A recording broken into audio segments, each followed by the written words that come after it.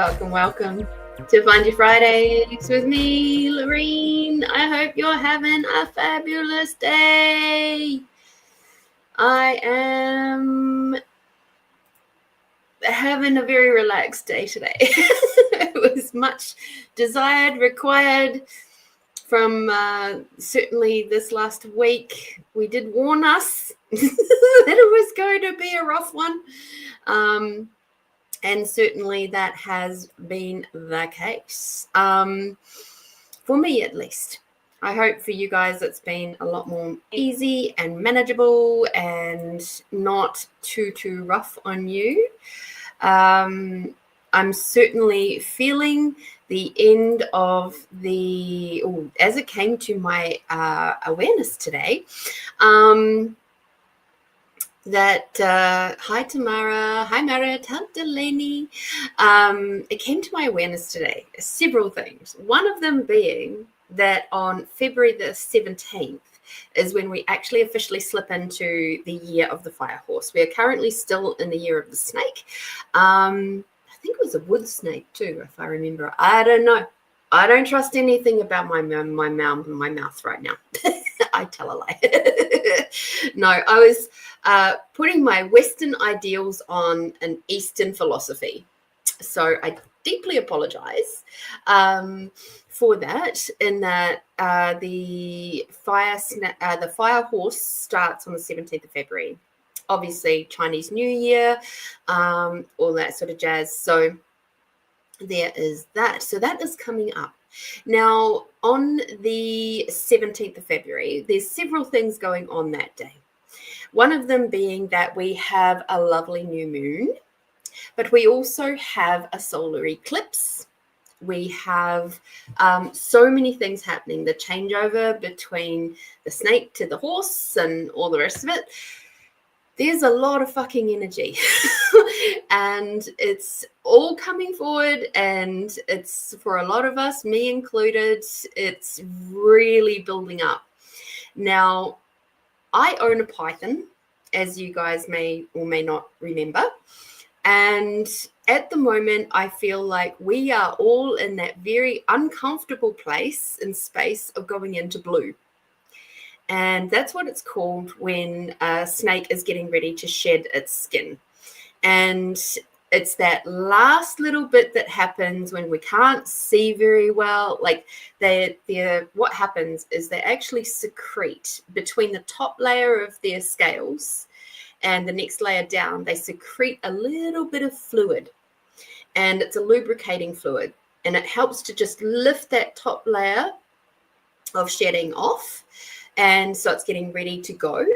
But because they shed everywhere, from their lips right round through to their tail, including their eye caps, what happens is that little bit of fluid goes over top of the eyes, and it creates kind of like a bluey look. And as you can imagine, it's kind of like if you wear glasses and you put Vaseline on your glasses, right? It's kind of like that for the snakes. They can't see very good. Now, most snakes will just respond to that by going away into their cave or their hidey hole, their safe place, and they just stay there until that final last little nudge, and then they can start moving the shedding off of their bodies. For us, though, we don't have anything like that, right? We don't have that moment of knowing that we're going into this moment where we require some quiet time, where we require to rest. Because that's the other thing that snakes do when they're in blue, is they rest. They go to sleep, essentially, until they're kind of ready, because they can't see very good, so they can't see to eat. They can't see to drink. They've got a very good sense of smell, but it's like they're very vulnerable at that time.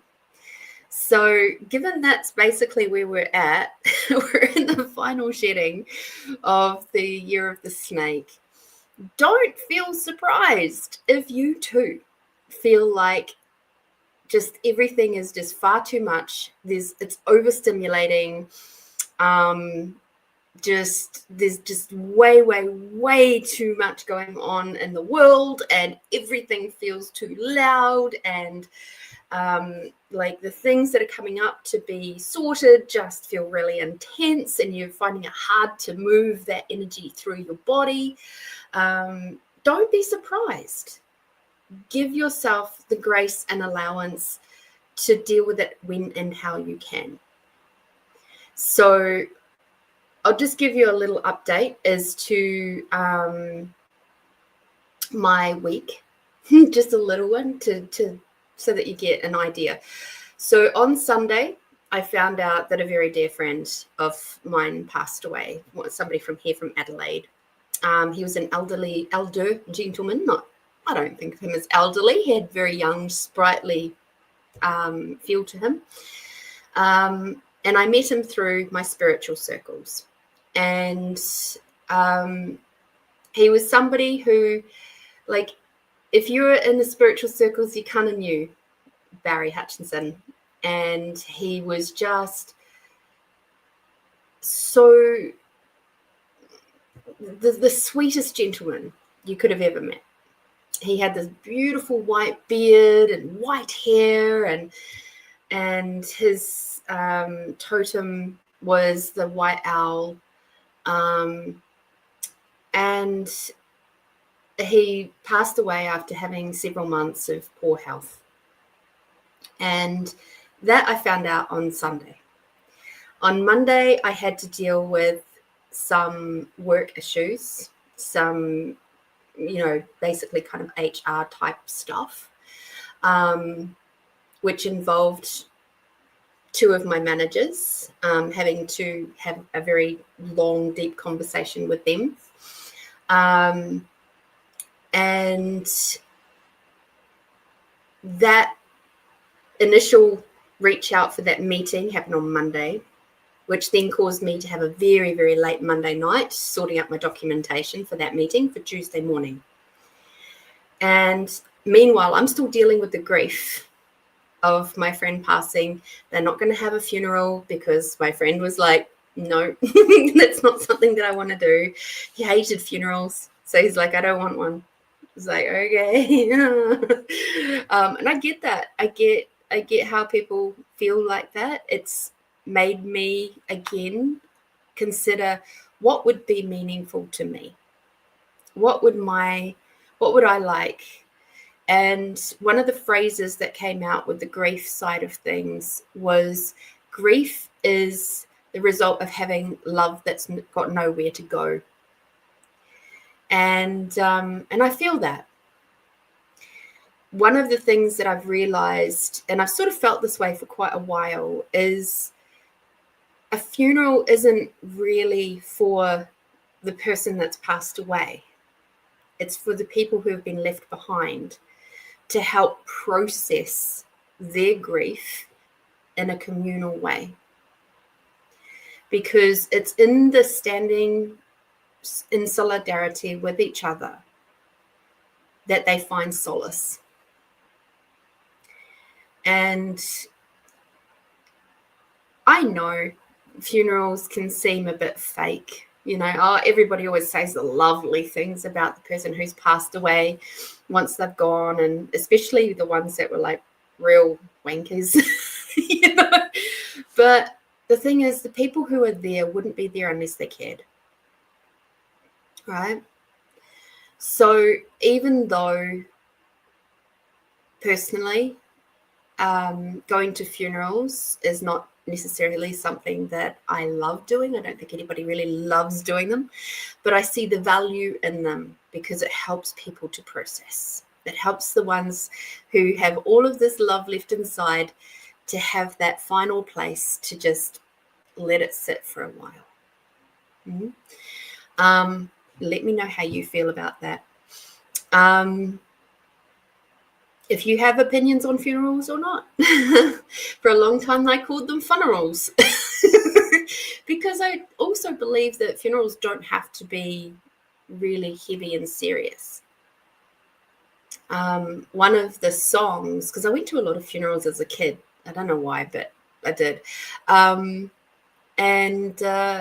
one of the songs that always used to make me feel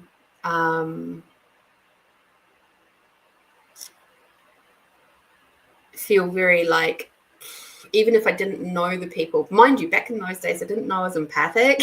So I was also feeling all the energies of people around us.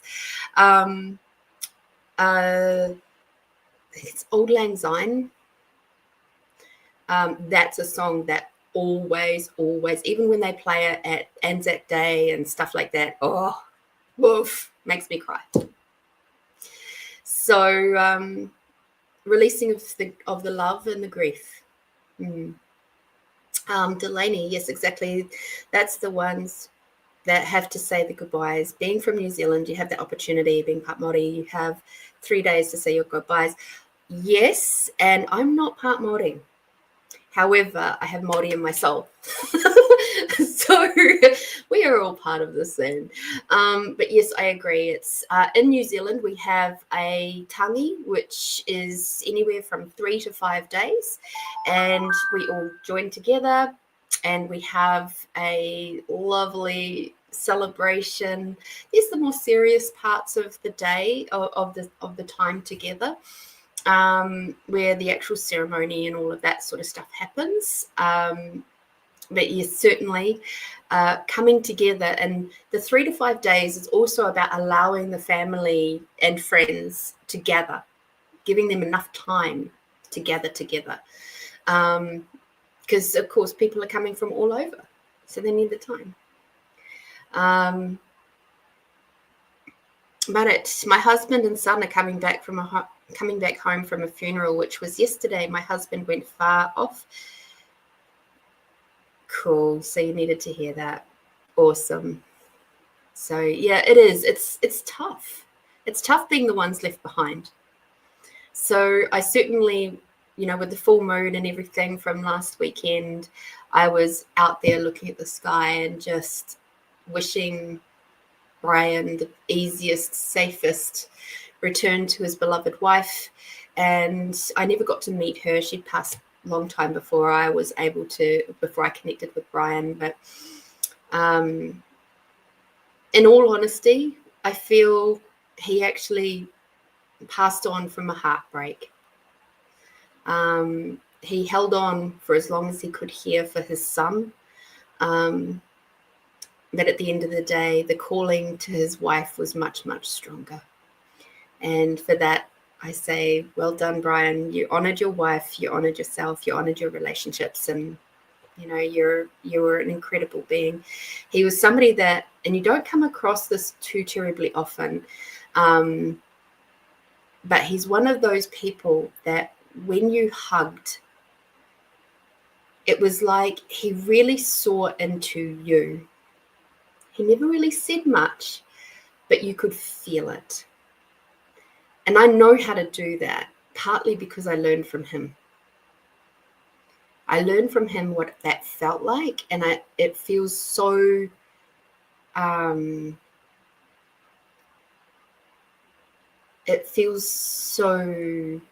vulnerable, but honoring to be seen in that way, like a soul to soul way.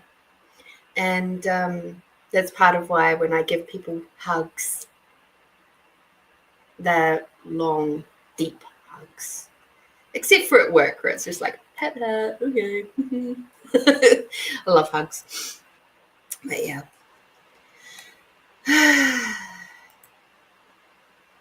Alrighty. Let me just put a pin on that one so that I can cut. Hello, Holly. Hello.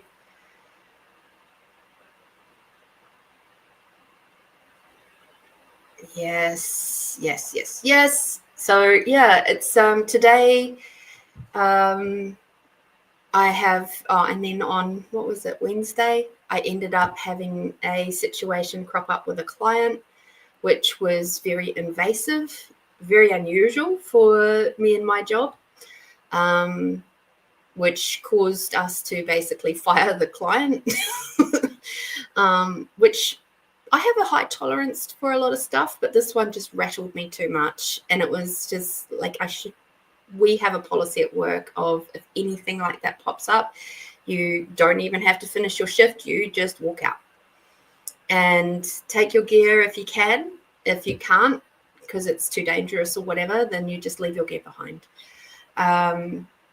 But yeah, I mean, it wasn't dangerous as such. It was just invasive to my personal space. And yeah, and so that was Wednesday. It's been a big week. So by the time I got to yesterday, I was like, and then I had a 8 o'clock start in Aldinga Beach. Now I live up basically Manapara. So that was like an hour to an hour and a half trip down the way. And I was not impressed with that. Because you can never tell what's going to happen with the traffic once you're going through the city and the freeways and stuff. So I did leave quite a bit earlier, which gave me time to get an extra coffee and then do paperwork and blah, blah, blah. But it made it a very, very long day. So today, yes, I was exhausted, Delaney. I was zonked. And so today I've taken it really easy. I made sure that my booking system for the business was like, no sessions today. And I actually had a 2-hour nap. Can you even? Because I was setting up some stuff on the computer today, and I looked and I just went, oh, fuck, I look exhausted. I look so tired. And I was just like, right, one nap coming up. So yeah, it's been a long, big, full week. So given that we were sort of warned about that with last week's reading, I'm not overly surprised, but at the same time, there we go. Yeah, isn't that fun? Fun. Now, let me just double check what else is happening over here in the ding dongs. Okay.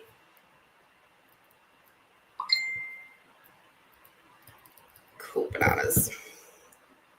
Nanny naps are good. Normally I only have about half an hour, 45 minutes, but today I just went, nah. So from 3:30 till 5:30, I was out to it. It was great. I wasn't, and the fun part for me is that I have a day bed in my lounge. It's kind of like a couch, sort of. And it's just soft and squishy, and it just makes me feel so nurtured when I'm there. And so that was really nice. Nice to snuggle up to and just kind of zonk out for a couple of hours. So the tea that I'm drinking today, oh, it's cooled down, is the Higher Living Peaceful Pause. And it has in it fennel, chamomile, lemongrass, sage leaves, peppermint, lavender, monk pepper, yarrow herb, valerian root. So, yeah, that's pretty cool. All those things together. So I figure that will be a nice little support for us tonight while we're here on the show. I'm actually talking without a croaky voice, so that's a good start. All right. So let's get our weekly reading done and dusted.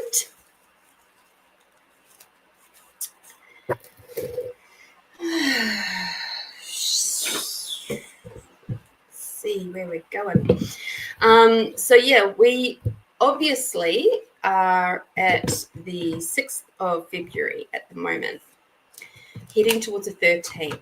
So in this week to come, I can guarantee you there's going to be moments of that building energy towards the eclipse. And even though with the solar eclipse, we're not going to really see it here in Adelaide, or like the areas of the world that will see it. Hang on, let me just bring that up. Where are you? Here we go. If it opens for me, maybe. Come on, please. Thank you. So the solar eclipse will be seen in South Africa, South America, Pacific, Atlantic, the Indian Ocean, and Antarctica but it's kind of in the big blob of sort of yeah. So we will feel it. That's more the thing. We will absolutely feel it. And so just be aware that that energy is already coming up. They have had, oh my goodness, solar flares have been going bonkers this last week as well. So that's something else to be aware of for this last week that has just happened. They've had 4 really big ones that have come through within about 4 or 5 days. So there's a lot of solar stuff, a lot of fiery energy, a lot of, just there's a lot going on. So just rest when you can. Try to be mindful of your food. Try to be eating what I call simple foods, whether you are eating meat or vegetables or fruit, those sorts of things, but make sure that they are simple, not complex, because your body's already dealing with so much already. And just keep it so as nurturing to your body as possible. Keep the fluids up, like as in water and things like that, to help your body process as it's moving through. And just support yourself. Rest when you can. It was funny, on Thursday, I was reminded of my grandmother, who, when she was working, she used to be a cook in a hospital kitchen. So you can imagine that was a very labor-intensive type job. And she was well known for her little nanny naps that she used to take, her 10-minute cat naps in the locker room. She'd just sort of prop herself up in a corner with a bench or a chair, and she'd just zonk off for 10 minutes, and then she'd get up. No alarms or anything. She just knew when. And then she'd back off to work. And she did that when we went out horse riding. Like, she'd just, like, if we had an event or whatever to go to, she'd just tuck off to the truck for a little bit, 10 minutes, bam, she was good to go. And I honestly think that's part of what allowed her to keep working until she was 81 years old. She didn't save all of her sleeping for the nighttime. She allowed herself those little reboots during the day, in the times that was appropriate to do so, obviously. So she's very, very particular about taking her breaks and making sure that she rests and nourishes and nurtures herself. So that's just something to be aware of, I think that's something we could all, instead of sitting there doom scrolling, what if we went off and had a little nap instead? Wouldn't that be cool? All right, so 7th to the 13th of February. Woohoo, we've got Valentine's Day next Saturday. Wee. Christine says, great, more solar and more people acting up. Yes and no. I think for us here who are probably more light workers, that's why you're here in the first place. You wouldn't be here if you weren't.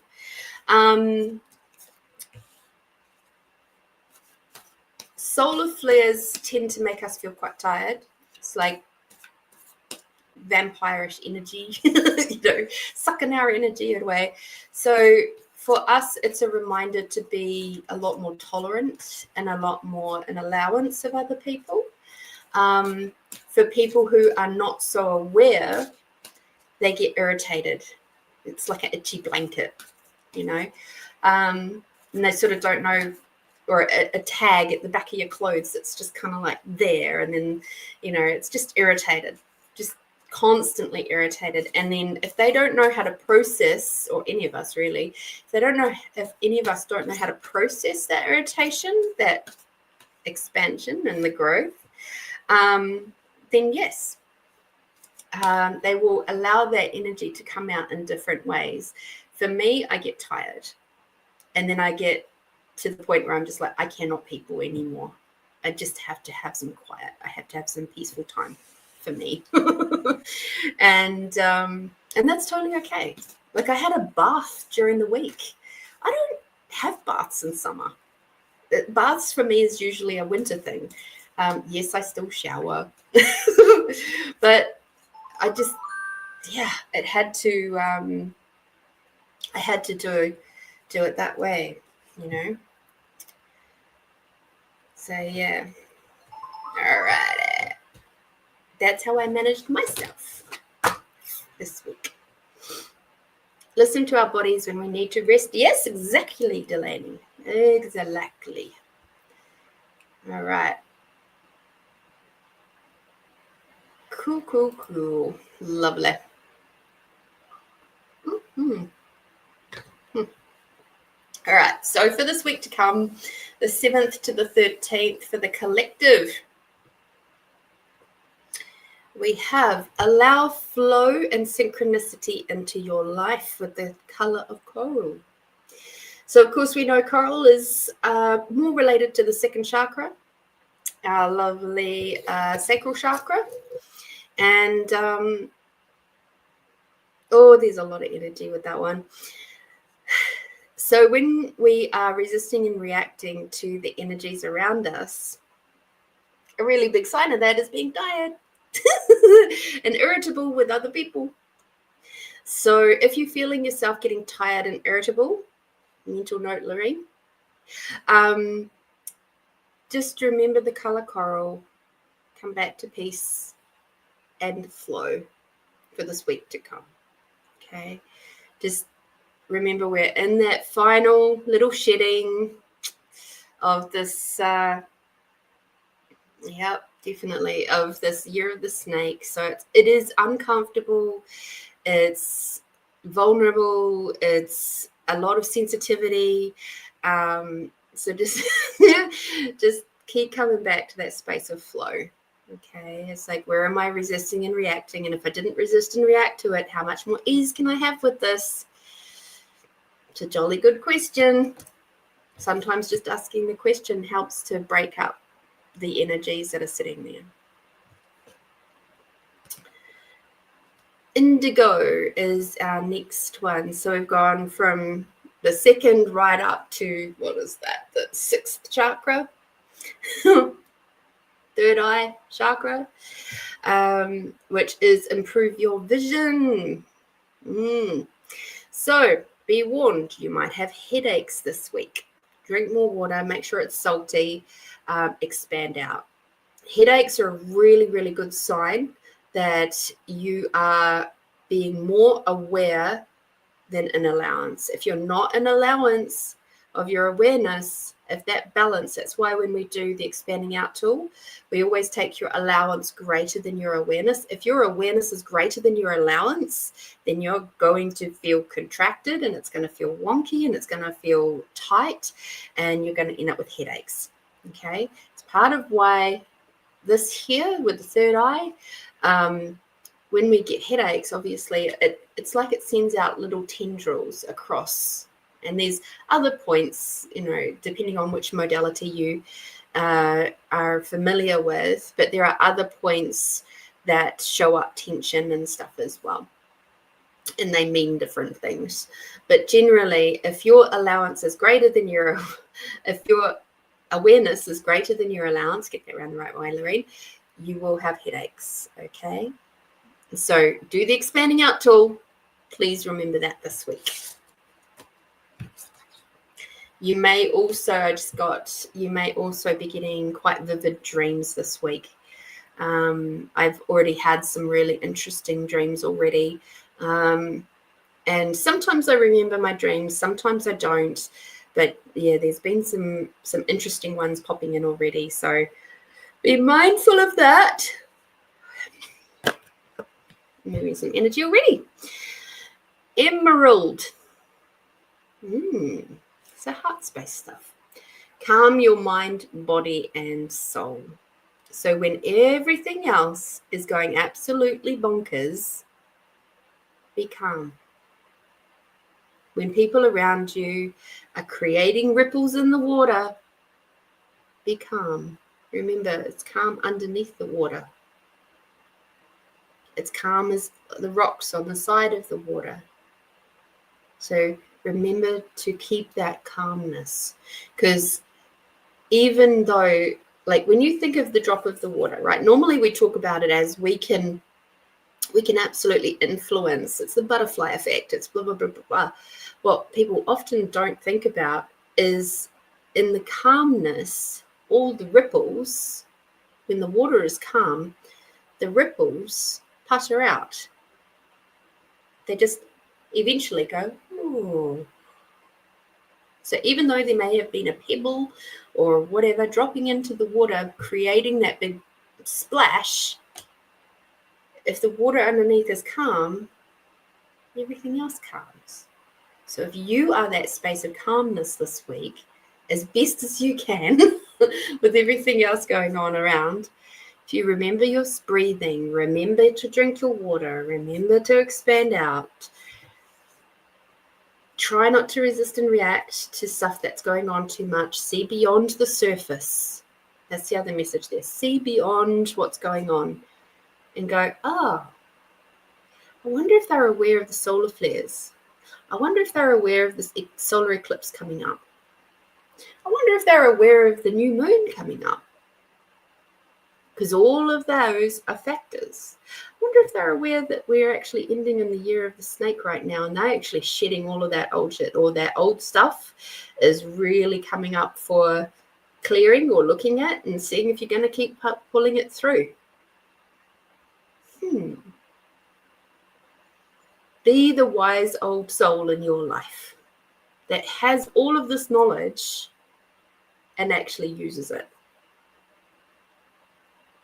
And now it's easy, very, very easy to get stuck into the, the polarity and the right and wrong, the good and the bad, the arguments, all of that stuff. It's very easy to get caught up in that flow. Create your own calmness and stillness. You'll have a far greater impact long term. Let us have one more yummy card.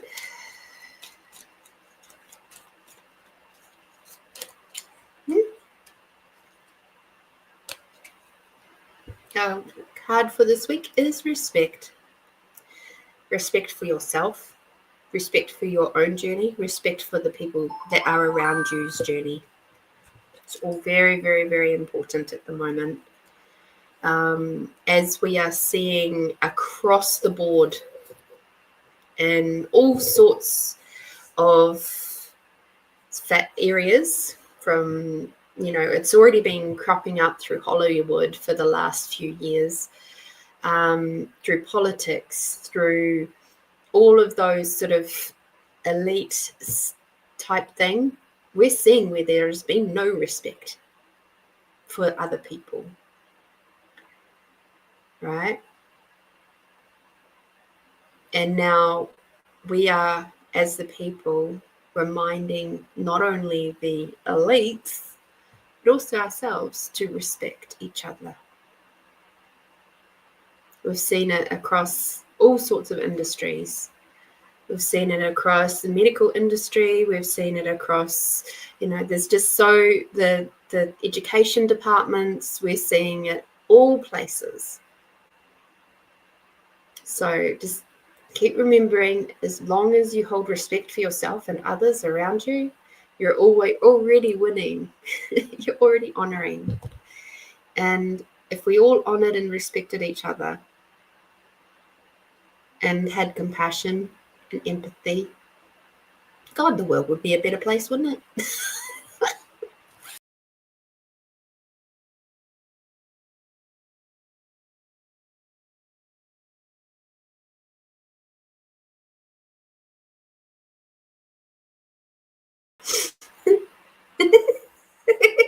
Sorry about that, guys.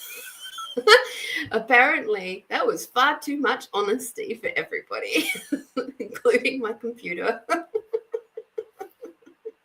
Oh, hilarious. Oh, dear. All righty.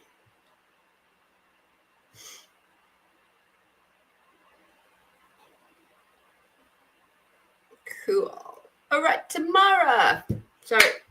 Yeah, I did. I went, poof, gone. Could you imagine?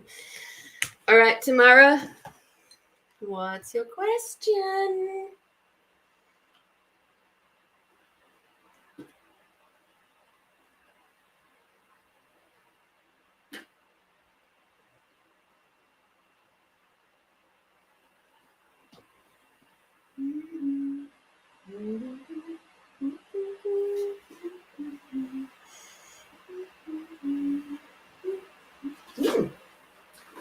Okay.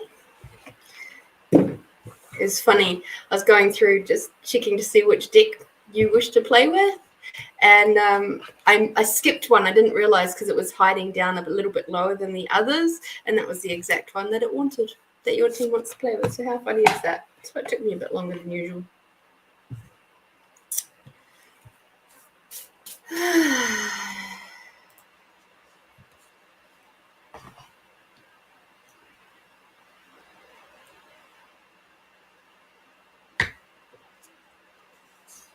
Ooh. There we go. I disappeared like magic. Okay. Just want to check something. Strange. Oh, okay. That's all right.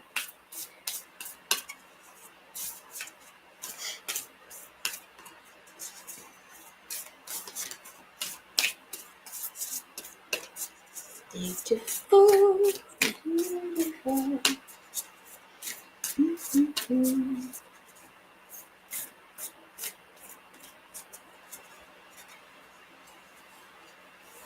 So tell me, everybody, how has your week been? How was your week? How have you been? How did you see out the end of, the start of February? Very first week of February. And in fact, I know we could grumble and complain. Tell me one thing, everybody who's watching at the moment, tell me in the chat one thing that you have done, experienced, received that has been like made you smile, made you feel good. One positive thing, one uplifting thing, one thing that sort of made you go, oh, that restores faith in humanity, kind of dealio. Tell me what that would be for you for this week. I'm not asking for 5. I could. You can tell me one. I'd love to hear it so I can celebrate that with you too. There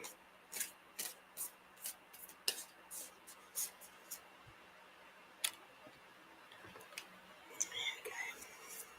That's better.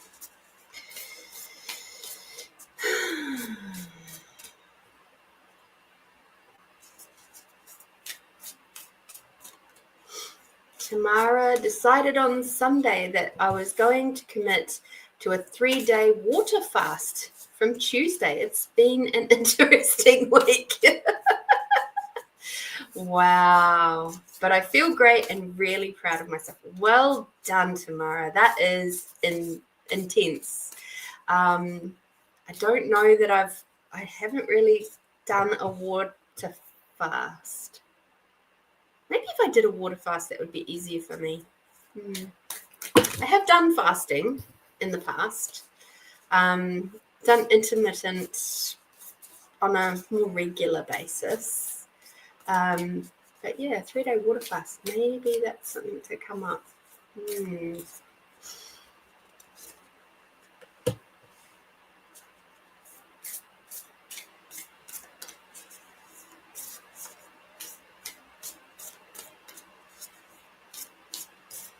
Delaney had a surprising phone call from a person who I hadn't heard his voice for 6 months. Oh, cool.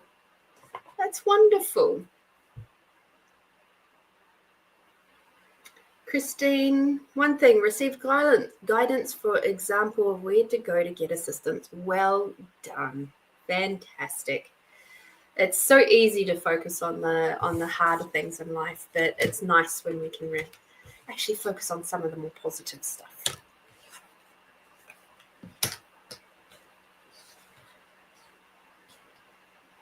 I would say for me, it would actually be, there's a couple of things that I could bring up. One of them being one of the bright spots of Thursday, having to be up so stonking early, was I got to see a really beautiful sunrise. That was really just like, okay. That makes it worth it. The other thing that has been really, really great for me is, I don't know if you can tell, but my hair looks a little different. And it's because I decided to try out this thing called flaxseed hair gel. I made it myself. And I have discovered that my hair really likes it. Really, really likes it. And from one bag of flax seeds, I'm going to get about 6 months worth of product. And it's so nice. It's light, but it's still holding so well. Like this, I put on this morning, and I've had a 2-hour sleep on this hair, and it's still looking great. So it's bouncy, it's happy, and it doesn't smell. It's like, it's not making my scalp itch. Like I'm not getting the dandruff or anything like that, which I would normally get from other products. So just to give you an idea, normally I'd have like some kind of moisturizing something, whether it be an oil or a cream or something like that. I would often put hair mousse and then maybe even hair gel just at the tips. I've I've put all that other stuff aside, and I'm just using the flaxseed hair gel at the moment. That's it. And these are the results. Amazing. And I started using it on Wednesday, and it has performed super well all week. Like Wednesday, Thursday, today, beautiful. And it just seems to getting better and better, which is interesting. Like I hop in the shower and I rinse my hair and wash it off with my 4.0 pH, just to rinse, and then to make it a little bit more acidic, and then chuck my hair gel through. Lovely. Towel dry, boom, done. All right, Tamara, your team would like you to know. So that would be one of my big, like, yays for this week. Your team for this next week, would like you to reach out and connect with someone or some people. That it says, embrace loving touch, reach out and connect. So reach out and connect with your friends, and get some hugs in. I feel like you haven't been hugging enough lately, and there's the energies that are going to be up this week are going to require you to just have some, nurturing time too. So hugs are free.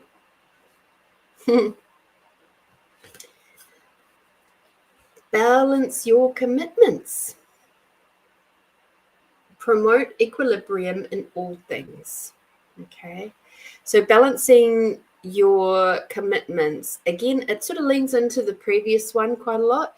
We can get really, really focused on the day-to-day humdrum and not make time to connect lovingly with others. And so I would highly recommend that you do that this week, please. Yes, get your other, as my beautiful friend says, life admin stuff done. But it's certainly a time for you to just come back to heart, come back to like reach out, even if it's just to one friend. reach out to someone and have that moment of going, hey, you want to catch up for a coffee or a tea or whatever it is that you guys love, and enjoy some time. That will help balance things out a little bit. We can get a little bit too hyper focused in one particular area. I know for me, only working in my, normie job for 4 days a week really helps me keep that balance, that work-life balance, that work-life friendship balance. I still have to make that effort though, to ensure that I check in with my friends and catch up face to face. It's one thing to message each other, it's another thing to actually spend energetic time with each other. Much like everybody else, the year of the final little dredges of the year of the snake is going to be feeling you too, or you will be feeling it. And it says, discover yourself anew, look inside and rise. So this is absolutely the time when you will be going, okay, what am I pulling through until this next year? What am I going to finally let go of? I sense for you, even if you've never done a proper new moon ritual before, I feel like this might be one that you would really get a lot of benefit from if you did do something a little bit more like research for you. What is going to be what's the most fun way for you to do a new moon ritual and actually do it? So this week is going to be about preparing for that, because the new moon is until the 17th, but prepare. So do that little bit of research, find out because there's loads of different ways of doing it, right? You've got to find out which ones sort of bring you the most joy. And along with that, writing down the things that you're looking to let go of and what things you are more than happy to bring in for this new season. Okay. Of course, that's not just a message for Tamara, that's for everybody. Okay. Simply because this particular new moon coming through, it has got the eclipse attached to it. It's got the changing over in the years from the snake to the horse. There's some pretty full-on potent bloody stuff that's going to go on with that. I was watching a video today from a lady on Instagram, and she was saying that the last time that the combination between fire and horse year came in, there was some pretty big civil unrest stuff that happened back in 1966, and then again in the 80s. There was some big stuff that happened then too. So just be aware. Be aware, my friends. Discover yourself anew and open to possibility tomorrow. The whole world is before you. So please remember that everything that you desire is waiting there for you. And sometimes things require a lot more strings to be pulled to get it into your existence, and other times it's easy as it's like poof poof poof, done. It's allowing hope into your heart and remaining open to the possibilities. So when the challenges come this week, and they will, just take that step back, have a breath, and have that moment of going, okay, what is this challenge? What possibility is this challenge opening me up to? That's a good question. I should write that down. What possibilities is this challenge opening me up to?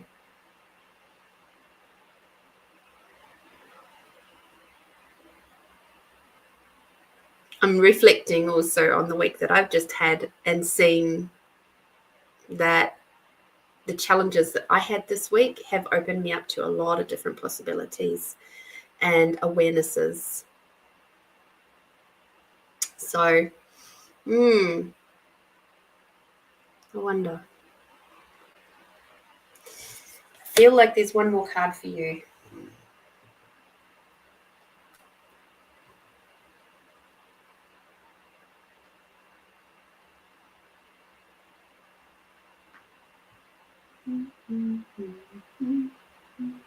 Where are you? I feel you. Thank you.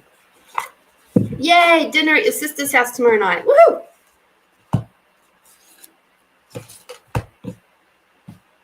I'm only marginally jealous.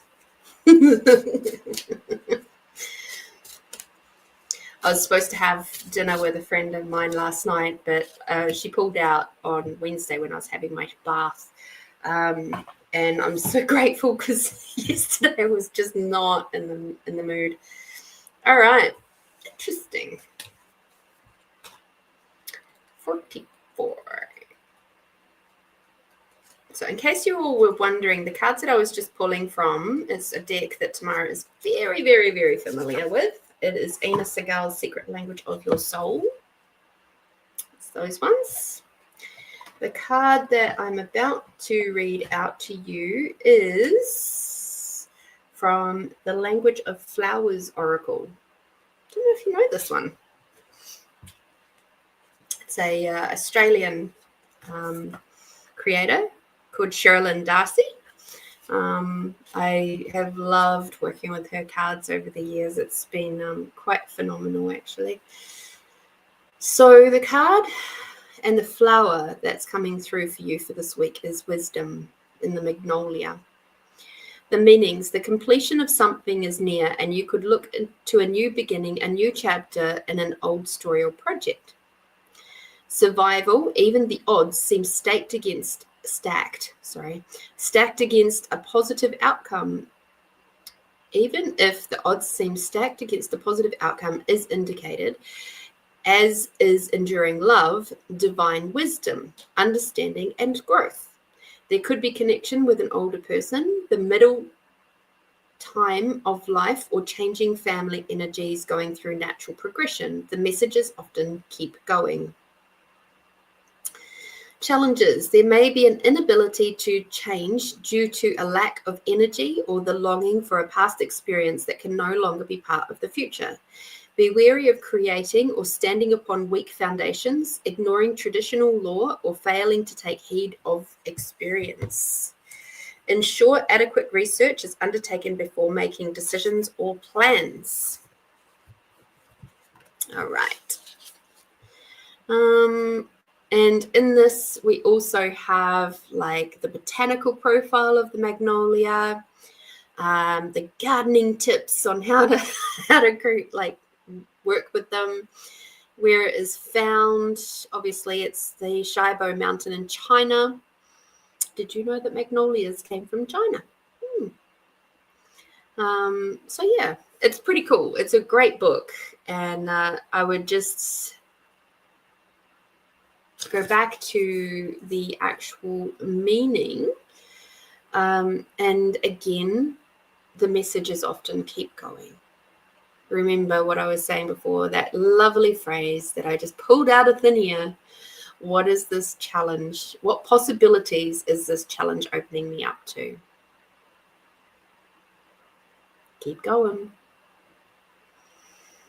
So be aware of the lack of energy for this week to come, and also where you might be holding yourself back, going, like, thinking about an experience from the past.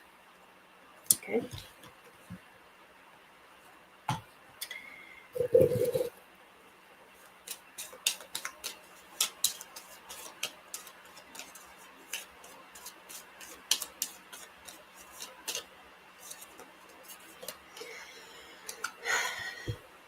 Soften is your yummy card. Still holding its smell. That's good. Soften. Keep softening, honey, because I know that's really hard for you in your current family situation. But yeah, keep softening. Keep leaning in to your more gentle side, your feminine side. Keep doing that. Keep finding those fun moments. Keep finding those places where you can be your happy-go-lucky self. So yeah, there we go. Thank you so much, Tamara, for your incredible support, consistent support, showing up, and keeping just you truly do add so much to me and the show and the community and the Find You Fridays crew, and it really makes my heart bloom to know that you choose to come to me for this little weekly check-in, and it's a truly an honor. So thank you. I appreciate you so very much.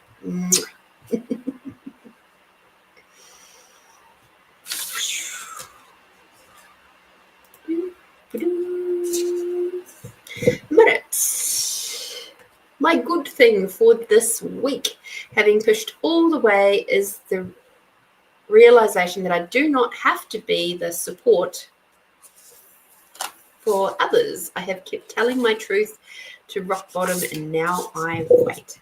Cool.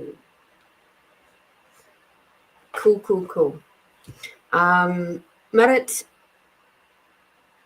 sometimes the kindest thing we can do for ourselves and others is to create rules, boundaries, and limitations. In fact, it's always the kindest thing. I cannot say that I came up with that. That's a Cesar Millan thing. But it's true for people as well as for animals, right? If you have a child running around with no rules, boundaries, or limitations, they turn into a feral human. And with no respect, no honoring, no personal boundaries, and they get themselves into a lot of trouble, right? Same with animals, dogs particularly.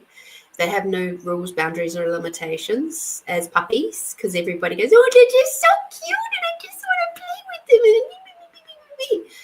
Meanwhile, these puppies are just like so hyper and have zero personal space zone, and like they have no idea how to maintain a level of calmness because their pet parent has not given them rules, boundaries, or limitations.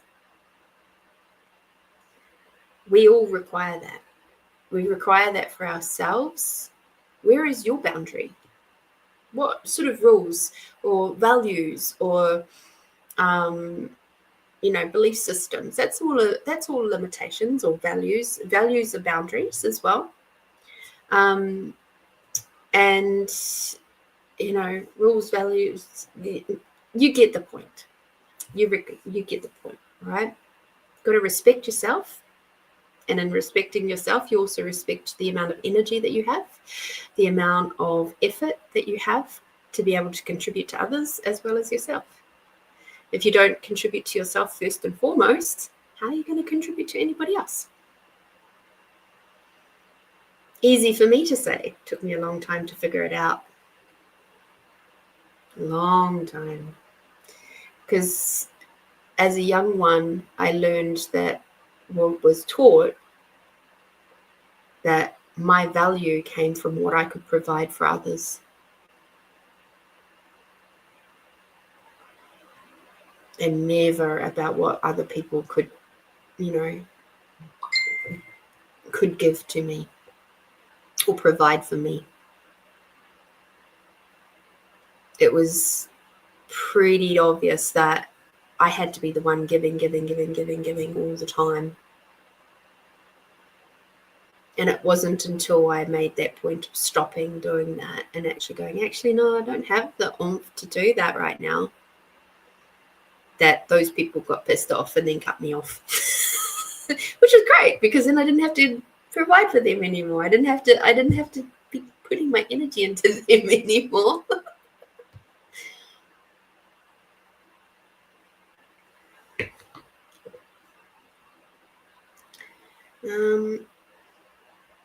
No respect is also all people acting as not understanding. Oh yeah, they like to play dumb. They like to play dumb. Oh, how funny. Okay, people. You remember what I was just talking about with possibilities, right? So, as you know, when I go camping for my Christmas trip, my form instructor bars and stuff are going off right now.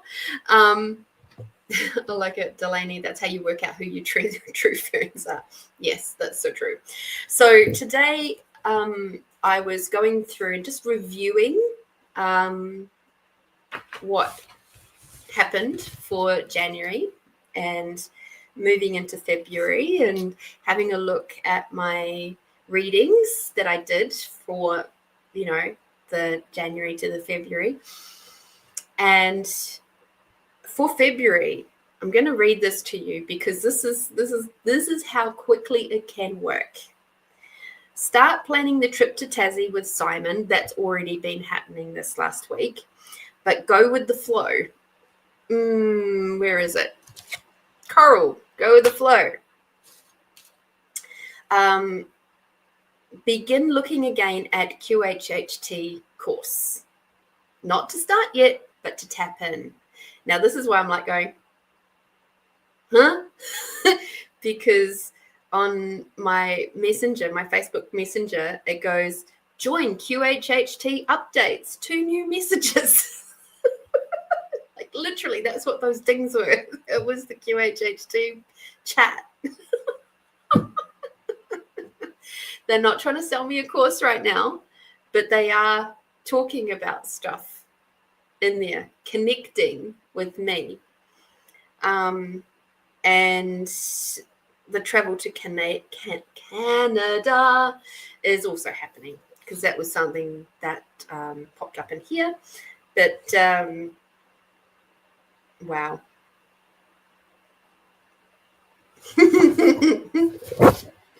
I literally read that today. So my guide for, hi Catherine, my guide for this particular month is Epona. I'll show you her. She's really cool. So it is all about earth magic this year, this month of February for me. And how interesting is it? So do you guys know about Epona? Maybe not. Let me read a little bit about Epona for you.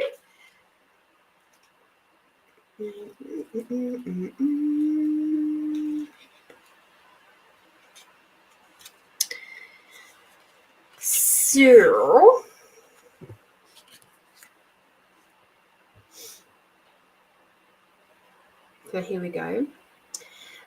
Mother Gaia is speaking, nature's jewels, bringing healing and protection. Honoured among the Celts, Romans, and North Africans as the protector of horses, Epona was said to be the offspring of a mare and a mortal king.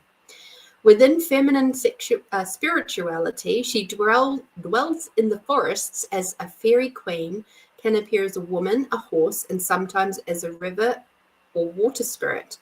She is an environmental warrior, connecting humanity with the healing magic of nature. Her symbols are horses, cornucopia, and keys. Now, I just finished telling you guys about my hair stuff. That's connecting with earth through my head. And the other funny thing about that one, which I didn't realize, was the card that I'd pulled for the month, which came from the Shaman's Dream Oracle, was the spirit of the river. Movement towards adventure, allowing and trusting the current. and also addiction to problems. So being aware of like where I might be trying to create problems instead of moving with the flow. All of those interlocking. My trip to Canada is happening. A trip to Tasmania possibly will be happening in the next couple of months, or in April maybe-ish. Just there's a lot of and the reason why I'm telling you all of this is because it freaks me out sometimes too how accurate this stuff can be. Those were readings I did in December. Is it self-fulfilling? Is it because I did the readings? That's why it's come through? Is it because it was always destined to be? Who knows? But it feels pretty good in the meantime. So if I can do it, you guys can do this. You guys can do your readings for yourself. It's okay. And you just have to be in the right headspace to do it, right? I made sure I was out in nature and chilled and relaxed and as best as I could be on a really stinky hot day. I created the framework so that then I could tap in. And sure, I've got many years experience now working with the cards and working with my team and all of that sort of stuff. But you guys have been working with your teams, knowingly or unknowingly, for a really long time too. Since you were born, in fact. You just might have forgotten that that's what you do. All right.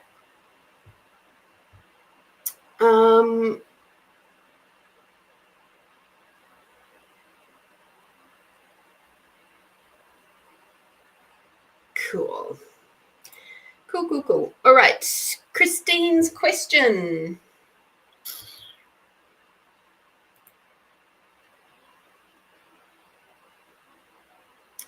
So she is asking about, how funny, blockages with her chakras. Now, I'm going to use my pendulum. And this is my tiger's eye pendulum. We love my tiger's eye pendulum. Let me just show you. Isn't she beautiful? And the reason why I'm pulling this one in particular is this is the one that I use to check my chakras to see if they are, like, which way they're flowing.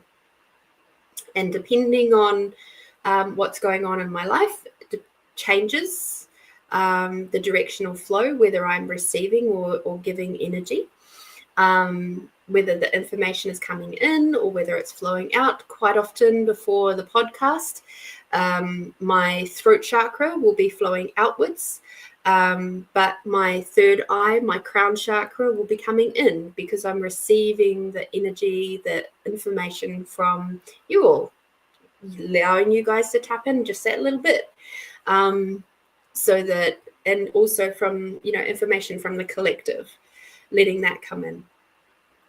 So let's tap in with Christine.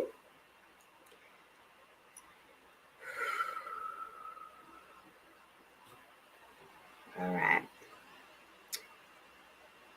So please show me a receiving in energy.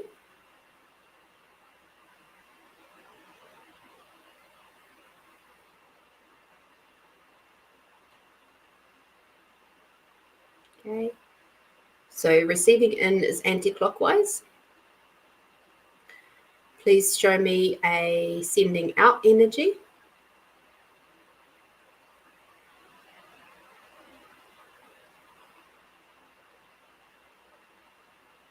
Thank you.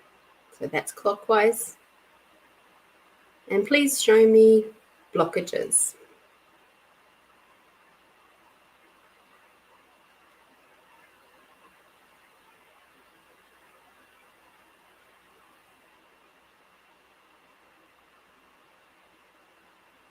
Okay.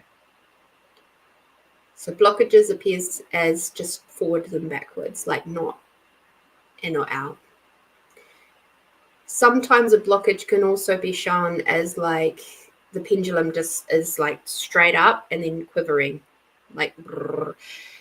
that can be either a blockage or a shit ton of energy going through. That's like, it's almost like vibrating it so much that you almost have to like dial down the intensity so that it can actually be shown. All right.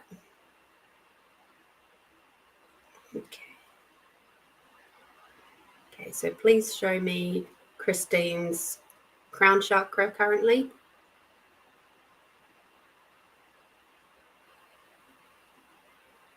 Okay, Christine, I hope you have pen and paper. Currently, you're sending out energy from your crown chakra. Okay, just to speed it up so I can go through these. Please, Truth, show me Christine's third eye chakra.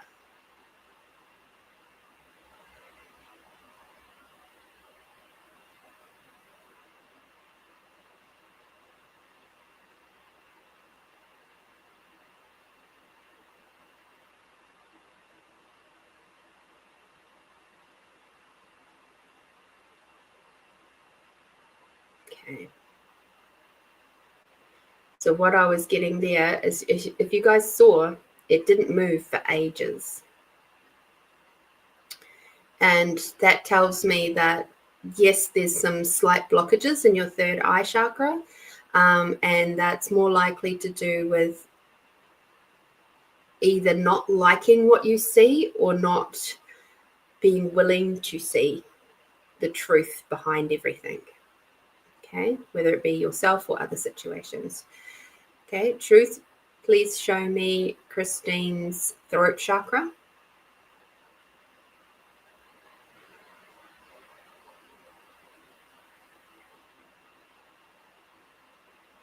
Okay, the throat chakra is sending out. Okay. Truth, please show me Christine's heart chakra.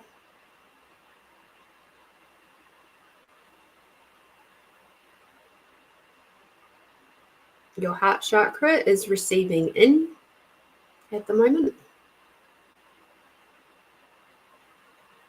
Okay. Truth, please show me Christine's solar plexus chakra.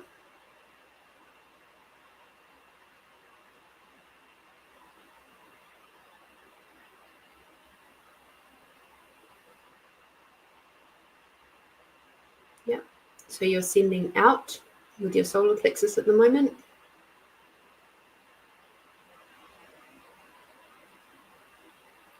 Okay.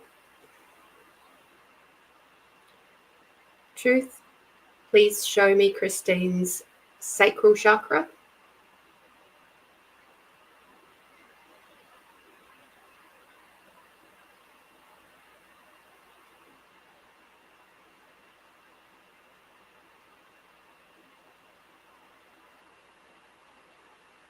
Okay. Sending out, but not nearly as much as your solar plexus. Truth, please show me Christine's base chakra.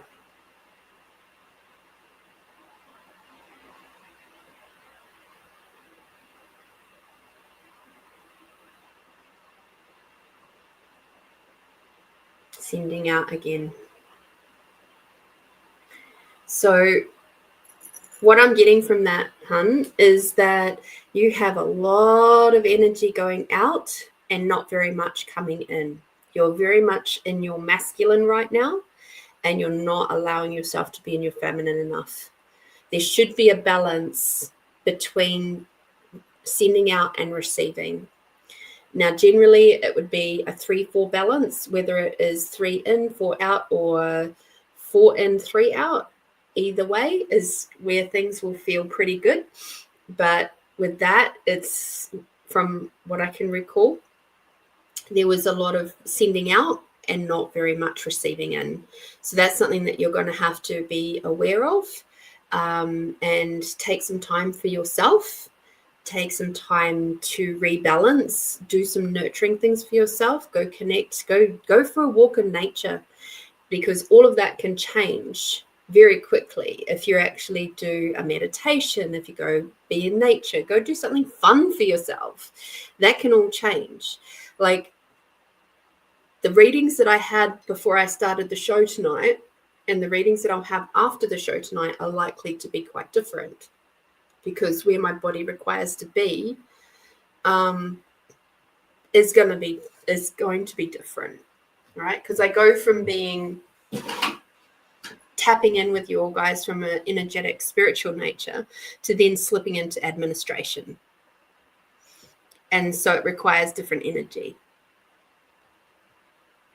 So I highly recommend for you, my dear, that the reason why you're feeling anxious, and it'll be a general thing of feeling anxious, not just around your dad, it's because you are out of balance, and that there are some slight blockages around the third eye.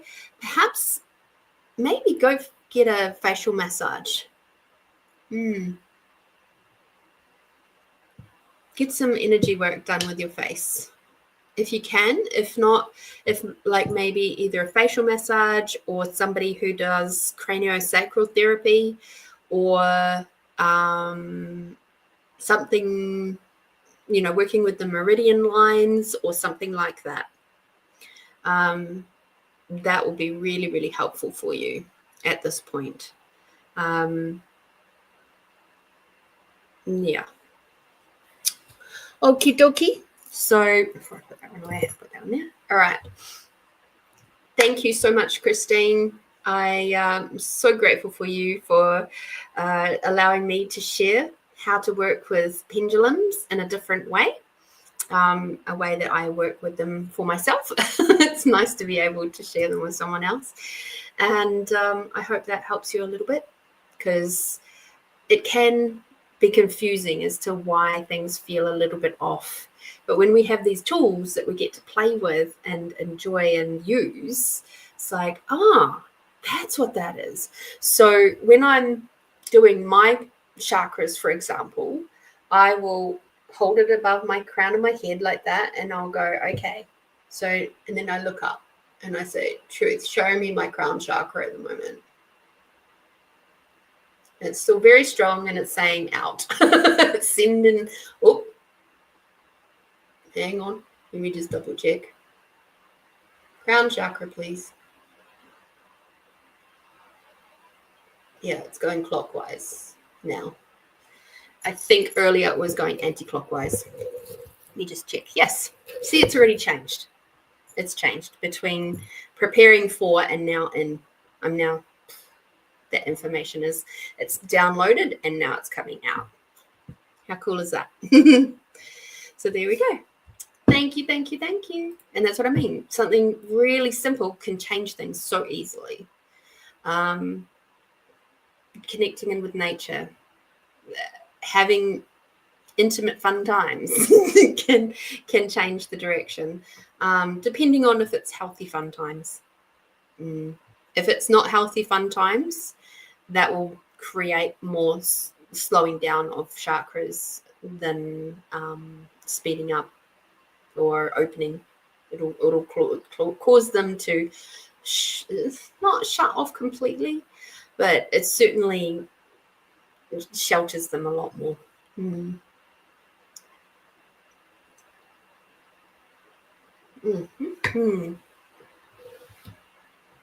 All right. Beautiful.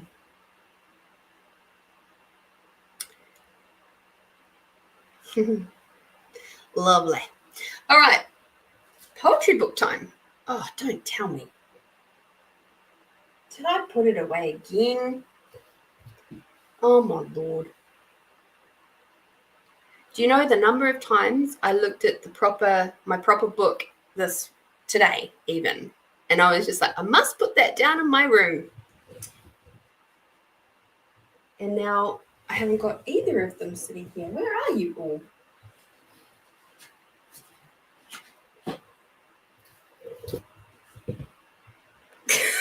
Oh, no. Where is it gone? All right, I'm going to have to run away and grab it because I have to have it here. This is dumb. All right. I'm going to show you a quick advert for my online sessions, and I'll be right back.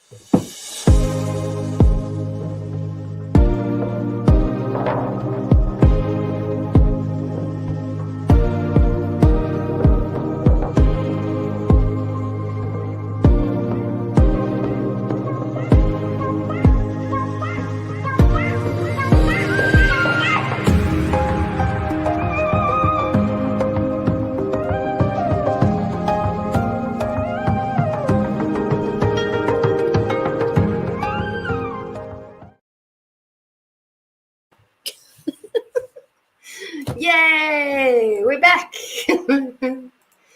Oh dear. That's funny. So many times today. See? And this is the funny thing about trusting my awareness. And sometimes your awareness says, go do something.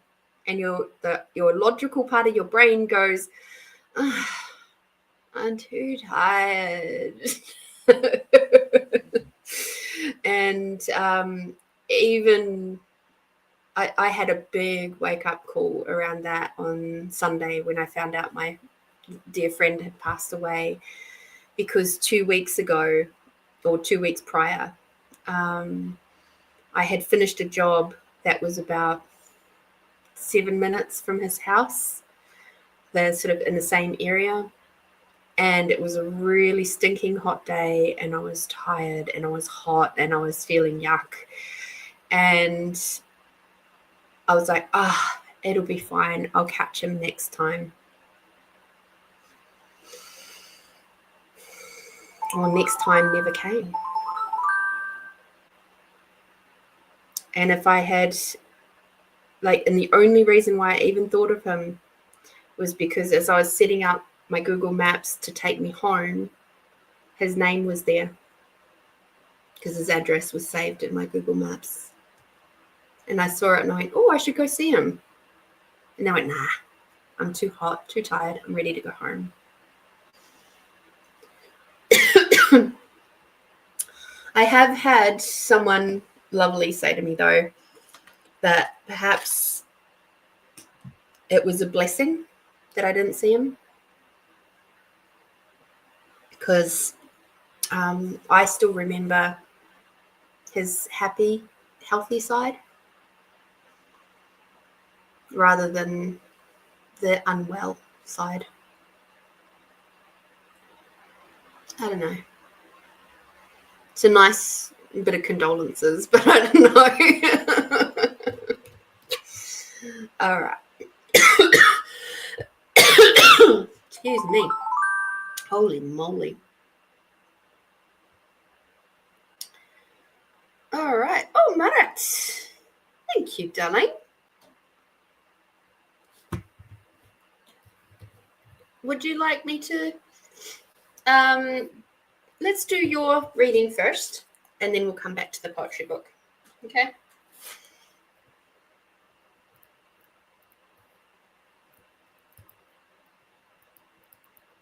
So what is your question? Yes, Catherine, it was a bit of a shock. And the interesting thing was that the point when I saw the photograph, when I took the photo of the angel fingers in the sky, he was leaving his body in a couple of hours before that. So it was almost like the heavens were like opening up their hands to say welcome. And there was something about the sky that day that I had to stop and take a photo. And I'd been watching the sun set and how it was doing these angel fingers, and I was just like, I have to stop. And so as soon as I could pull over to a spot where there was like no power lines or anything, I took that photo and it was just like, wow. And then when I got home, I found out that Brian had passed, and I was like, wow. And I had that moment of just going, I think I might have witnessed in some small way his returning to heaven or to the other plane or whatever your belief is, to his next part of his journey. And there was a reason why I had to see it in that way. So it's like it's a happy moment. It's not sad for him. Yeah. It was a beautiful photo too. So yeah.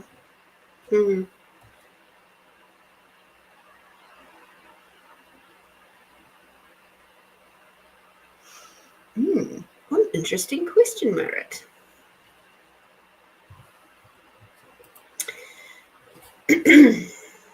One thing I will say is that we all require a bit of challenge in our light. Okay, we all require, it's that yin and yang thing, right? We all require a little bit of challenge in our ease. We also require a little bit of ease in our challenge, and it's all about balance. If we don't have those challenges, we don't grow. And if we've had a lot of challenges in our life, it means you've got a lot of growing to do.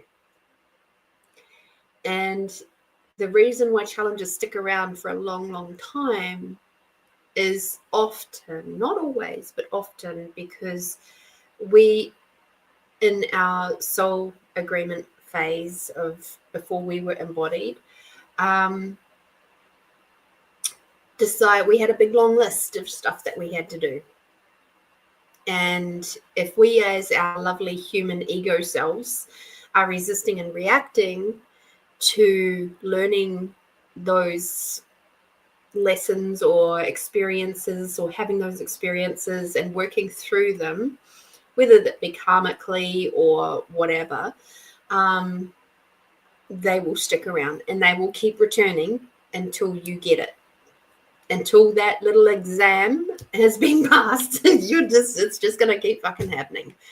So while we would love to have tranquility 100% of the time,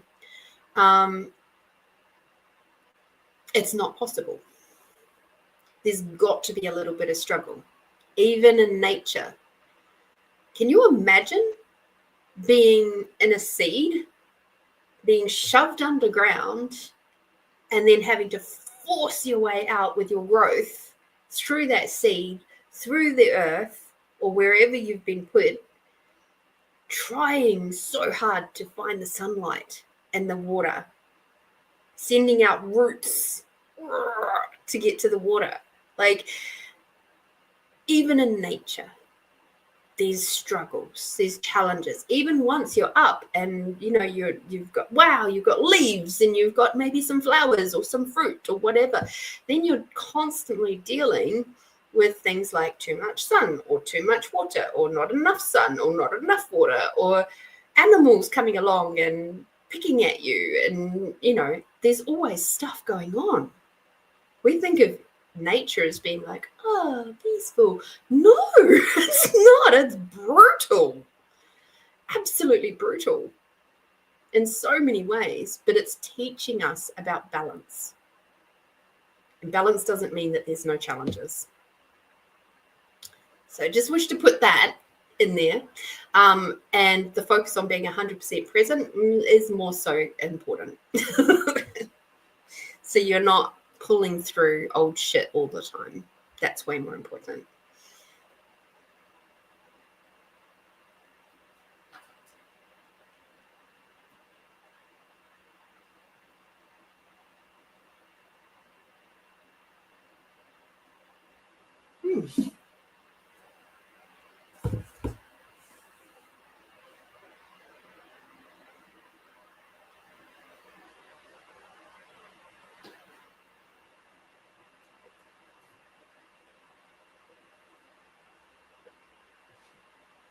Interesting.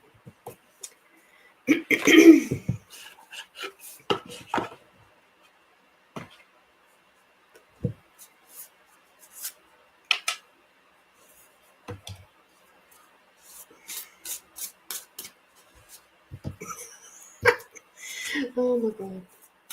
Okay, this particular deck that I'm currently shuffling apparently has strong opinions about how I shuffle it.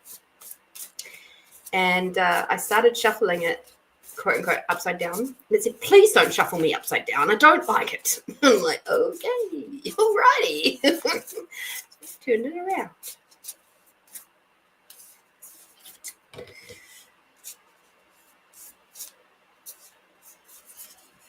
Cool.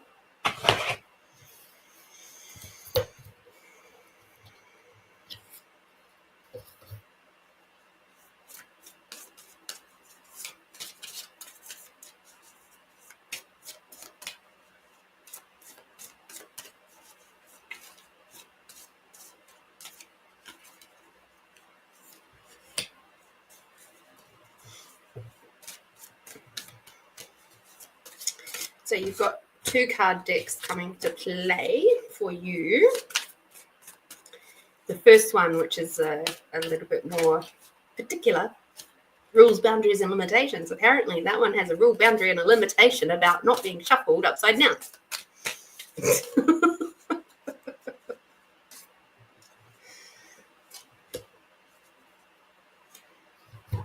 The other one that I just shuffled with is chill. I could shuffle it whatever way, no problem. Oh dear. Okay. So the one that is like the chill cards is from this deck here. It's called Divine Guidance, and it actually doesn't really exist anymore in the way that I have it. I have seen sort of like a reprint of it, but it's not the same.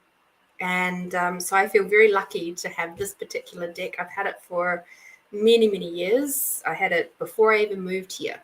So I feel very fortunate to have it. The only thing with this card deck is that it's all words. There is no pictures. So there's no point in me holding this up for you because you can't see it anywhere. So the cool thing about this, though, is that across the cards, there's often a word or a phrase or something in capital letters. And when you read across the cards that have been pulled, there's an additional message in there for you. So there's the messages that come through from the individual cards, and then there's one that runs across the flow of all of them. Okay, so it's a pretty neat deck, really. So the first card that you got is somebody needs your help. Counsel them so that they may heal, but be mindful of their needs. It is a valuable lesson from your own personal journey. So being in that space of the wounded healer means that you've been through your troubles, you've been through your trials, and it's okay to lend someone your guidance. They don't have to do things the way that you did them. They don't even have to follow your advice. It's up to them to choose what to do with their life. Okay? And this is where it says be mindful of their needs, because sometimes, or their requirements, I should say, sometimes their requirements are not going to be the same as yours. Their soul contract or their list is not going to be the same as yours. So even though the situation might seem the same from the outside or from, a brief overview, there's more than likely some more finer details, some intricate stuff that is unique to them. Okay. So it's good that you've had these moments, these journeying moments, and that you are able to share them with others. Just be mindful that sometimes our trauma and how we have progressed through it is not necessarily as relevant to other people. even though it might seem the same. Does that make sense? I hope it does. The second one is a difficult decision must be made, evaluate and reconsider if necessary. Now, this card is coming up because when we are investing too hard, oh, ouch. When we are investing too hard in someone else and someone else's journey and neglecting our own, and when we're trying to connect too much, where they actually just they require the freedom to do whatever they're going to do, the good, the bad, the ugly, and the awesome, that's where we have to choose what's actually going to work for us. Okay. And the reason why I'm holding my head here is because my creating connections bar is going absolutely fucking bonkers. And it's like you're trying really, really, really, really, really, really hard to connect with someone who's just not interested. And if you pull back and you allow them the space, they're likely to come back to you eventually.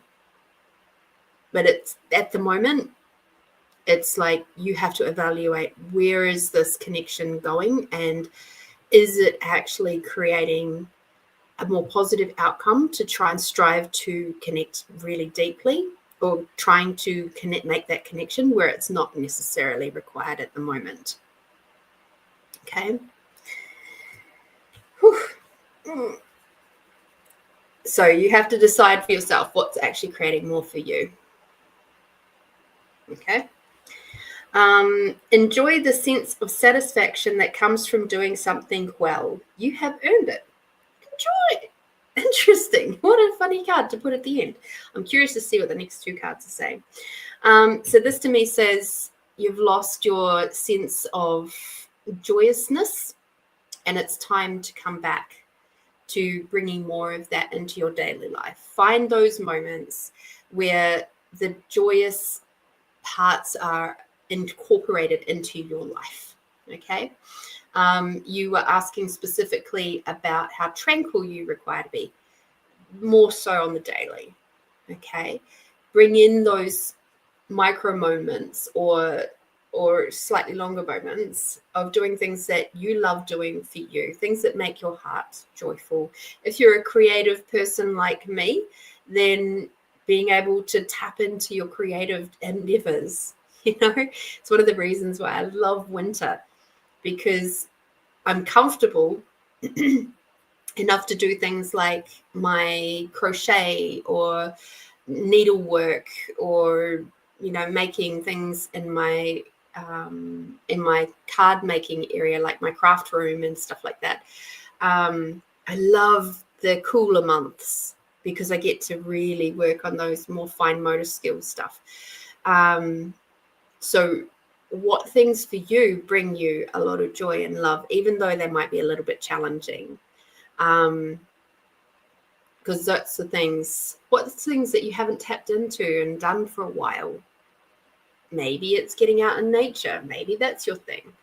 Maybe it's cooking or whatever, like finding a new recipe and making that for the family. Perhaps that's something that you require to do. What is it that brings you a lot of joy and connection? Okay. That's the space. Okay. All right. Now, for the cards that were being very particular, a little bit more high maintenance. Hi, Margaret. Hope you're having a lovely evening. We have the Sacred Forest Oracle. We don't play with these ones too terribly often, but let's have a look and see. Okay.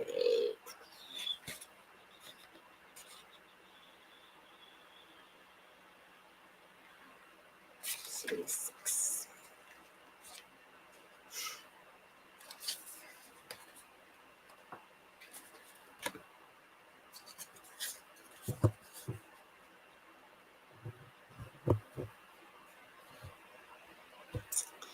All right. So the first card that you have, and I'll show you a little bit closer, and it is Guardians of the Land Protection. Given the message that you've just put up in the chat, I now understand why this one has come up. You are safe. These words seem to emerge from the land and radiate from the trees to echo in your soul. You hear these words again and again. The sacred guardians of the land are whispering to you, you are safe.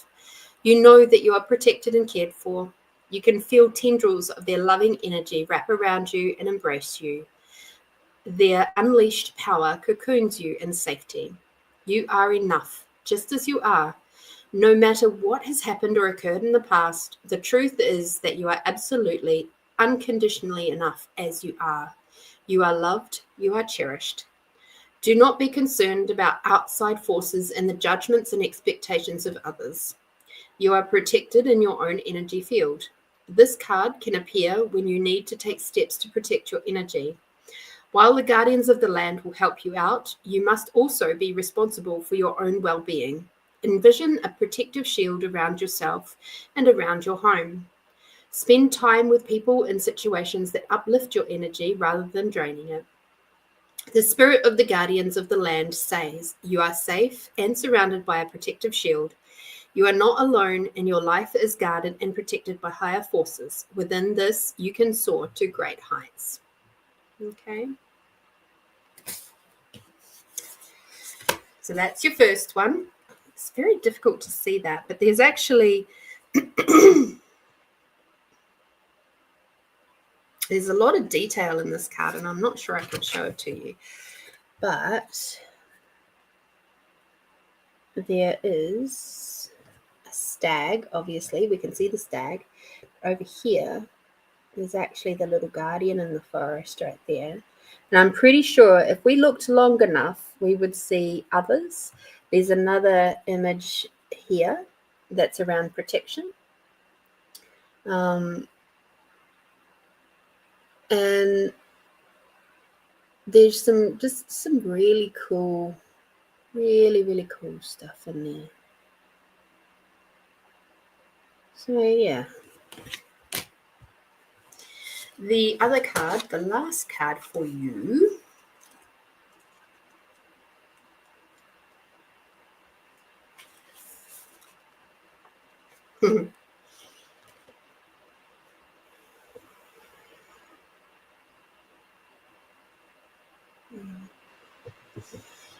is the Willow Spirit, which is about flexibility. So it's a nice kind of winding up, a summary of everything else that we just read. At the edge of the forest pond grows a large willow. Her branches dip lightly into the waters as the wind rises. Her elegant boughs sway to and fro like a mystic dancer. Her dangling leaves whisper across the water in lazy designs. This card encourages you to be flexible in your life, be willing to bend and even yield. There is power in doing this as a choice rather than as a forfeit of your will. Even though there are times to stand strong, sometimes the greater valor is to go around a situation rather than face it head on. By being adaptable, you can succeed, whereas somebody who is more rigid may not. In rough winds, a strong oak tree may break, while the willow can bend without snapping. Adjust to life rather than fight it. Surrender to the process. As the willow can weather storms, so too can you weather life's challenges. There are many legends regarding the willow tree. It often has associations with gods and goddesses such as Hecate, Artemis, and Mercury. In ancient Athens, it was a practice of the priests of Eleusis to place willow branches in their temples in the belief that it would draw mystical healing. The willow was also sacred to poets, for the sound of the wind through the willow was thought to influence poetic expression. In Celtic traditions, the willow has always been known as a tree of dreaming, inspiration, and enchantment. The spirit of the willow says, be flexible in your life, be willing to bend rather than break. Be amenable to change, and you will flourish in wondrous ways. So I don't know if you can find a willow tree in your section of the world, Merritt, but maybe it's time to see if you can. Maybe I've seen willow trees in all sorts of places. So maybe it's time. Find out if there's a willow tree in your section of the world and tap in with the lovely willow spirits. I think the message there was pretty clear. I don't have to add to that one.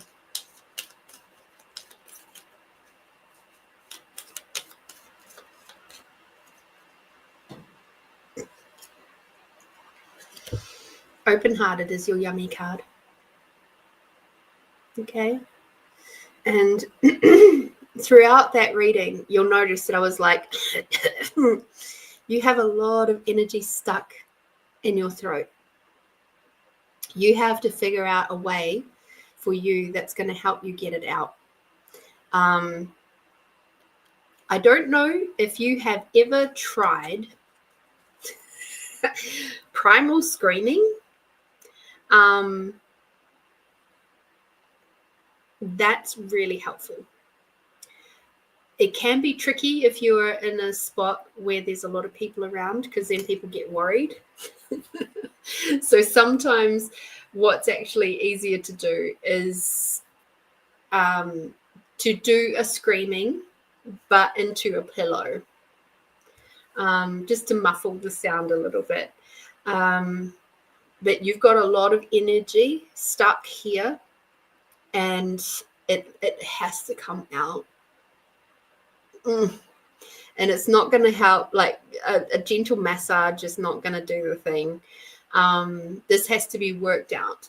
And the other thing that you could do, if there are songs that are, there's a process called swamping.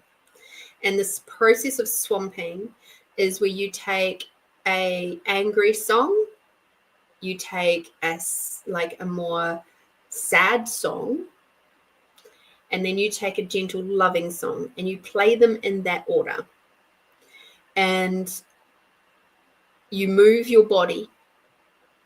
And it is really helpful, especially for you, if you can sing with the song. So for example, a song that is quite useful for the angry-ish song is like Killing in the Name Of, is a really good song. There's another song that I like to use for times like that, where it's it has the words, it might even be the same one. It's basically fuck off, I won't do what you tell me. Yeah, it is. It's the same song. And it's really helpful to have a vehicle for expressing anger. And that's why do you think there's a whole generation of us that loves heavy metal music? There's a reason for that. Because we're all rather angry. Well, we have been, So, primal screaming doesn't have to be very long, but it's got to come from the bottom of your guts. So, be warned, if you do primal screaming, though, that while it will get this really rough, harsh energy out, you will potentially cause your throat to have a bit of laryngitis for a couple of days. You might lose your voice, which in some ways is actually very helpful. Thunderstruck. Delaney's got a good one. Thunderstruck by AC/DC. That's another good one.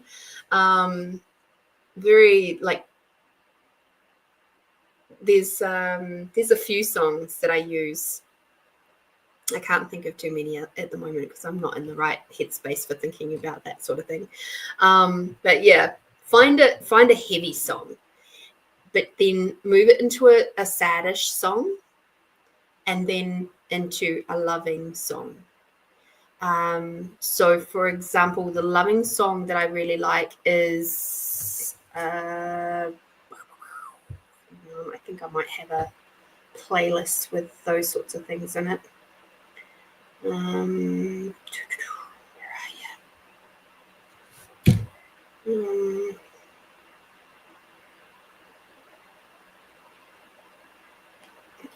Here we go. So yeah, Killing in the Name of by Rage Against Machine. Labor by Paris Paloma. Oh, if you're feeling like you are just the slave in your family, oh, that's a brilliant song for getting that one, getting your stuff out for that one. But for a more loving song, Perfect by Ed Sheeran is really, really lovely. And coming into like really tapping in with yourself is Hymn to Her, HYMN, Hymn to Her by Orca is just like,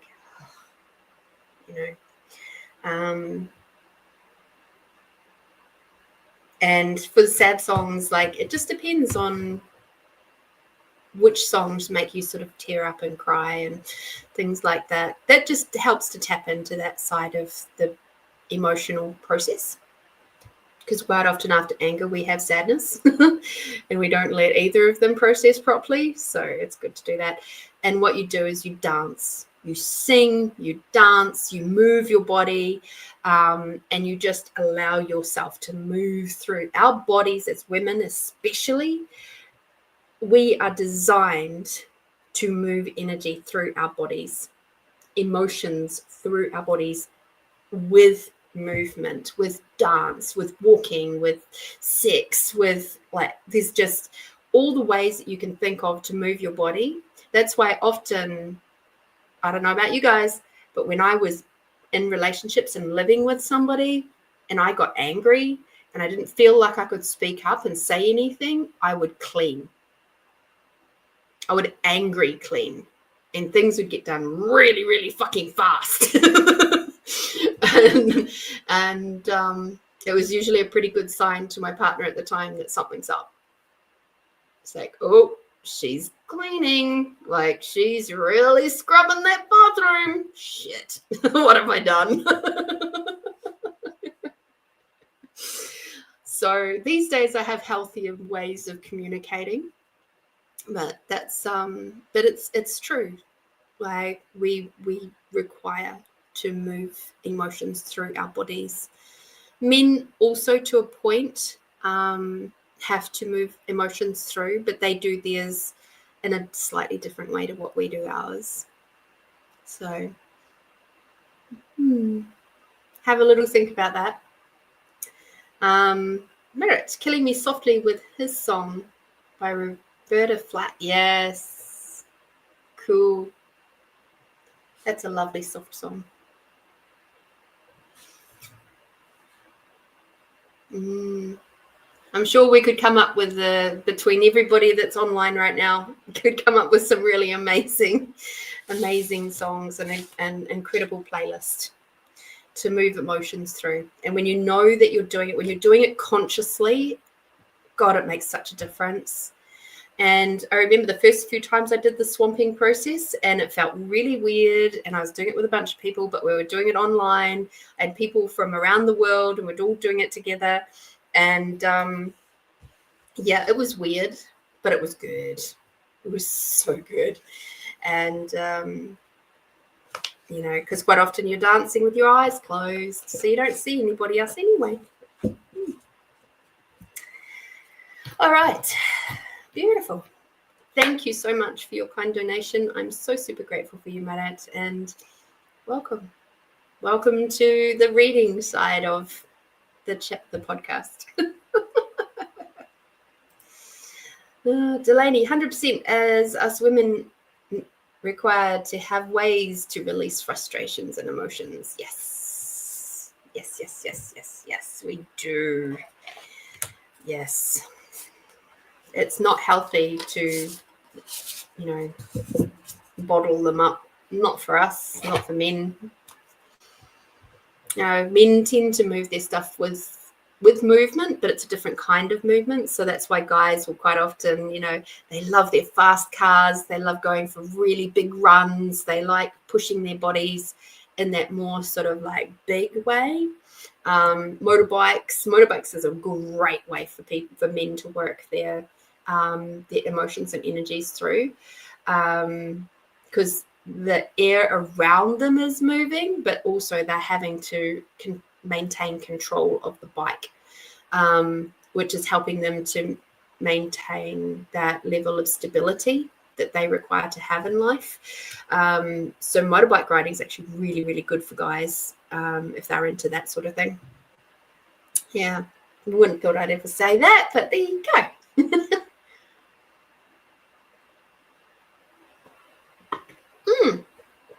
Delaney goes out dancing, which helps. I dance in my house. And I dance in the car sometimes. It's like doo-doo. Yeah. All right. Now that we have our poetry book back in its rightful place, okay, I'm going to turn that off. Cool. We are going to do our expanding out, and then we are going to play with the gratitude book. Our gratitude poetry book. And for those of you who don't know about the gratitude poetry book, this is in many ways a self-created intuitive poetry book. I wrote it. I created it. I created the cover. I created everything. The only thing I didn't do is create the ink and the paper and the glue to hold it together. Not this time anyway. But everything in here is me and my team, and I created it a little bit reluctantly. And I'm so glad that I eventually gave in and surrendered to the process, because now I get to use it as a tool for you all as well as myself. So for this week to come, that is what our focus will be. And right now, I would like you to close your eyes, please. Take a big deep breath in, right down to the bottom of your belly. Breathing out. Breathing in, bringing Mother Earth energy all the way up through your body. Breathing out, bringing Father Sky energy all the way down.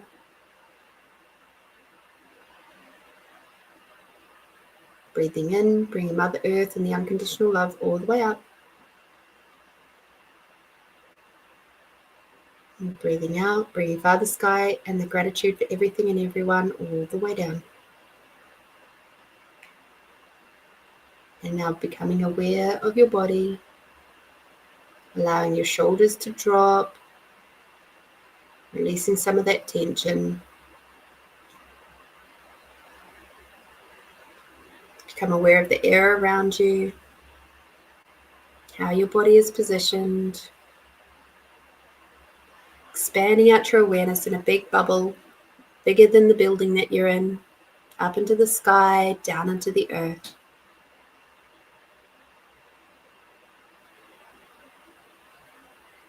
Expanding out your awareness, bigger than the country that you're on.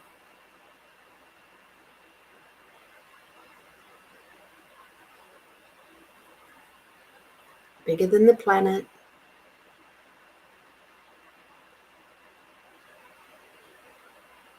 Take a big deep breath here.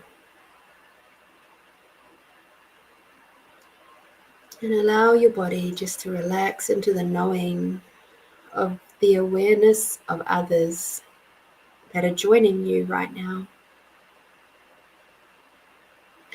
Expanding out your awareness beyond the solar system, beyond the galaxies,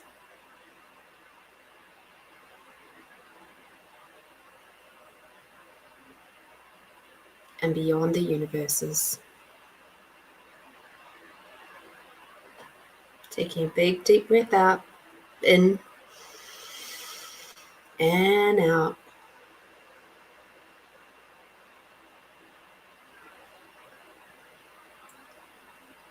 Beautiful. Now focusing on your body once more. Just notice how your brain, your mind is just that little bit quieter now. Now we're going to grab our sense of allowance and we're going to expand that out. Expanding out your sense of allowance, bigger than your body, bigger than the building. Expanding out your sense of allowance, bigger than the city or town you're in, up into the sky, down into the earth, in a big, big bubble with you in the center. Expanding out your allowance, greater than the country that you're on, greater than the planet.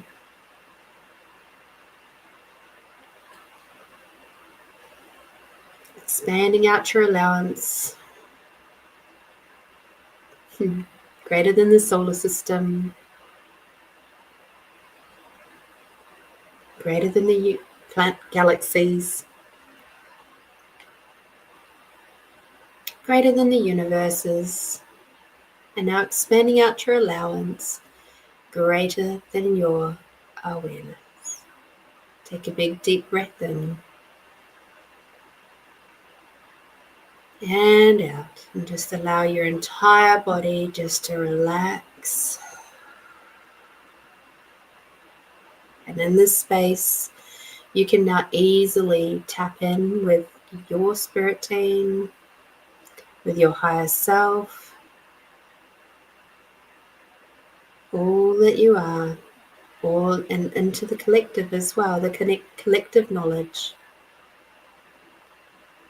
Now, truth. What number between and including 1 and 88 is going to be the greatest contribution for this week to come, from the 7th to the 13th of February 2026?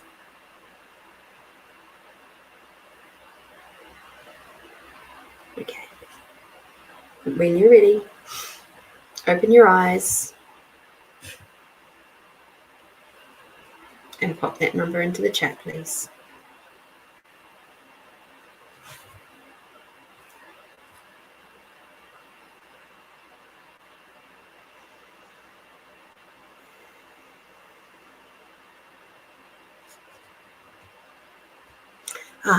Margaret. I just wish to jump back to your previous comment. My heart goes out to you. I feel I'm in a similar position at the minute, and my heart goes to your sister, and I hope everything's all right for you. It's a beautiful thing to love people so deeply. Okay, so while those are coming in, my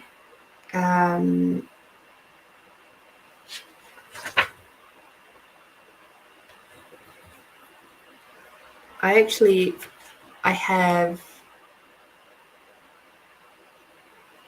like, my poem that came through for me is talking about serenity, and it's talking about the calm that spread over me.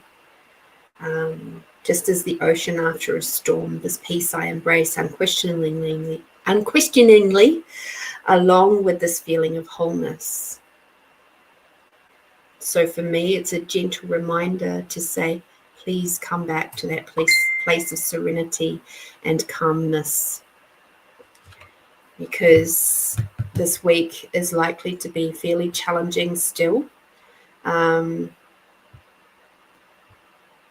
So it's okay to feel, to come back to that. It's just a gentle reminder for me to come back to that place of serenity and calmness. Okay. All right, Margaret, you had 55. Let's see what your week is to bring you. Aww. Aww. This is very relevant. This is, honestly, there's a lot of poems in here that are like my favorites, and this is absolutely one of my favorites. Clouds. As the clouds roll by and I lay watching, a type of peace comes over me. I've stopped. My thoughts, my worrying, my troubles. For just a short while, I am me, laying there on the grass, watching the clouds as they roll by.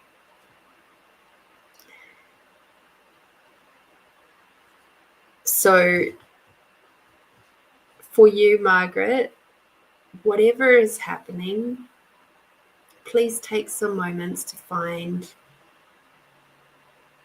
like, I know you're grieving and there's lots of hard things going on for you right now. Please remember those beautiful moments. And I know sunrises can be really hard for people to get up for sometimes, unless they're crazy and they have to go to work and be at work by 8 o'clock in the morning. So they're having to leave home at 6 o'clock in the morning. Yay. So try some sunsets. Sunsets are usually a lot easier to connect with. And gosh, they can be glorious. And the clouds, the trees, and just take those little moments this week where you can just, and you now know what the expanding out tool is. I highly, highly recommend that. I have used the expanding out tool for myself when I've been to funerals. And the really interesting thing is that when you expand out for you in that kind of situation, it has a flow-on effect to all the people that are around you. And one of the fun things that I did, it was at a very, very, very big funeral. There was over 400 people at this funeral. It was for a 16-year-old. And I was fairly new to the expanding out tool at that time, but I tried it. And the most interesting thing happened. So initially I was feeling like caught up in the emotions, and I was, because I'm empathic and and stuff, and I could feel it. It was like that, the frog in the throat thing. And so I was like, my friend had said to me, just remember to expand out. And so I did. And instantly the tension in my throat left, the tears dried up. And then I noticed the people around me, they were also not crying anymore. So I expanded out a bit further, like from 1 meter from me out to 2 or 3 meters. And I was like, because I wasn't expanding out as far as I do now with you guys. And I go even further when I'm doing healing sessions. But at that time, I was just going to expanding out to maybe a couple of meters in front of me, around me, sort of thing, consciously anyway. And so I expanded out to half the church and everybody stopped, reaching for their tissues and things. But the other half was still reaching for their tissues. And so then I contracted down to see what would happen. And next thing you know, within 30 seconds to a minute, there was all these people picking up tissues and dab, dab, dab. And even the people in my row were doing it. And I went, that's really fascinating. And then because I was aware of the 16-year-old, she was up in the church at the window looking down at what I was doing. And she had this big fat grin on her face. She's like, I see what games you're playing over there. And I'm like, this is fascinating. And she's like, mm-hmm. And so I expanded out again and again. Tears dried up. and it was just really fascinating. And so several years later, I was a usher at another funeral. A friend of mine was the funeral celebrant, and knowing that I could have this impact, I did that for the entire congregation. I helped them to remain centered and calm so that they could still have their emotions coming up and stuff, but they were not feeding off of each other. And it was so beautiful to watch all these people just being so present within themselves. And the mum gave me, she didn't know me from a bar of soap, but she gave me like several hugs because she could feel how I was helping her to just be in her heart space and not thinking about all the sad, horrific things for her daughter. So yeah, fun stories. Haven't spoken about that one in a while. Thank you, Margaret, for coming to play. Hope everything goes well in your world this week to come. So take those little moments with nature. They're there to contribute to you. Catherine, 74, for your week to come.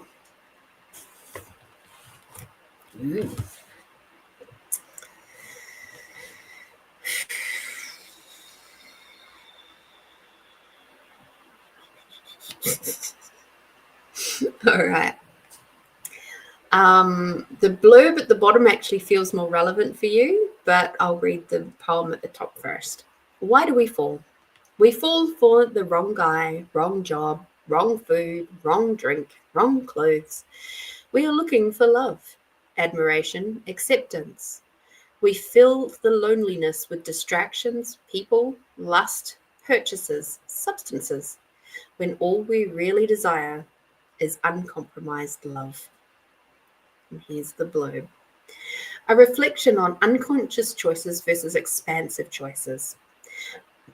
Playing in the dating scene and really not knowing anymore who or what I should choose.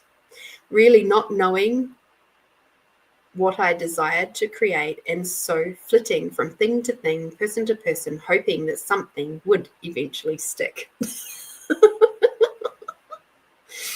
So, Catherine, please stop doubting yourself. You know in your heart what you desire.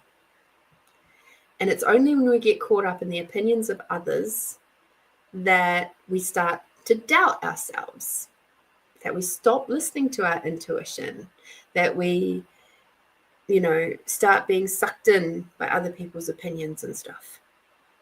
So stop that, please. You got this. You know what you wish to have. And even if somebody else is, that they are feeling it, but they're not expressing it, just go with your gut and your heart and have a little patience. Pressure doesn't work. Space and allowance does. So I'll give you an example of that. I knew pretty quickly, within a couple of weeks, that Simon and I were a good match. It's not always smooth sailing. There's little crunchy moments that pop up, but there is a really different way that we connect, partly because I'm so different these days. And I'm allowing myself to have space and time. I'm expressing myself really well these days. It's because I feel safe within me. So I don't feel like I have to try hard to be with him. He feels that and he goes, So it took him twice as long to figure it out and express himself in that way. So, sometimes others, because of whatever, maybe it's trauma, maybe it's societal bullshit, whatever. They sometimes find it a little bit harder to express themselves in the same way, or to know in the same way, to be in the flow the same way. So just stop doubting yourself. You got this. Thank you, Catherine, for coming to play.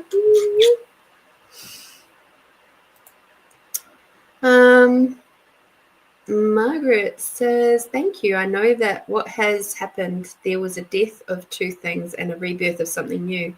Thank you for your time and energy. It was a pleasure. You're welcome, Margaret. I'm so glad that you could pop in and soak up some energy, some lovely energy. Hey, Holly, I'm glad you're back. Nice to see you. To see you nice. Holly, remind me, where do you live? I feel, okay. Anyway, if you're willing to share with me, because there's something that just tugged at my brain. So following my awarenesses. Christine, 21, for who your week to come.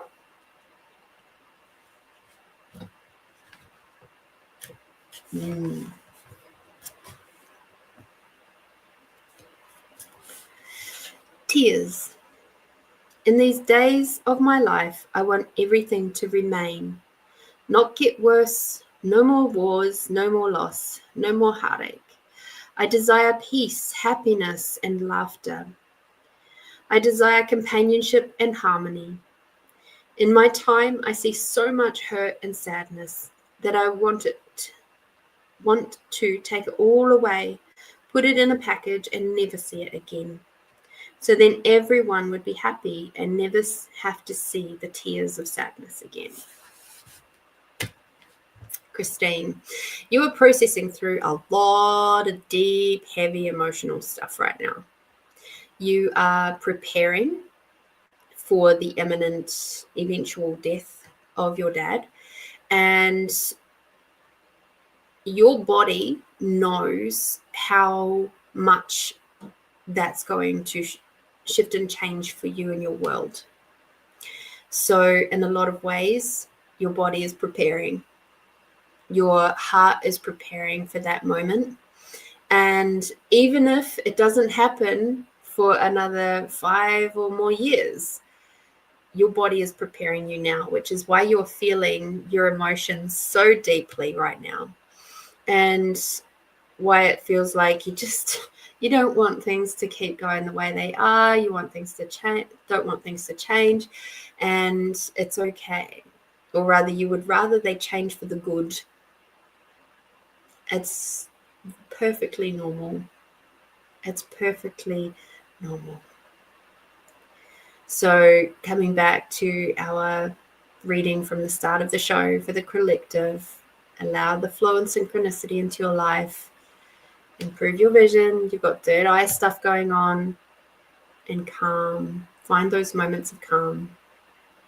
Okay. Allow your body to move, dance, sing. Keep processing those emotions through. Put some things into place, because I know that you're very much a I like to have plans thing person. Plans, like to have plans person. So make sure you know the answers to your questions. Okay. There's nothing worse than somebody popping their clogs and you go, God, I wish I'd asked that question. God, I wish I knew where somebody came from. I wish I knew. I wish I'd had that last hug. I wish we didn't fight so much. I wish.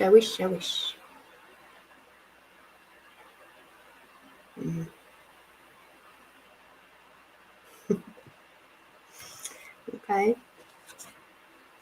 Be kind and gentle with yourself this week to come, Christine.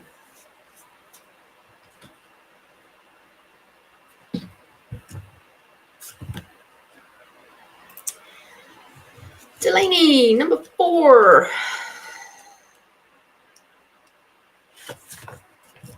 Interesting.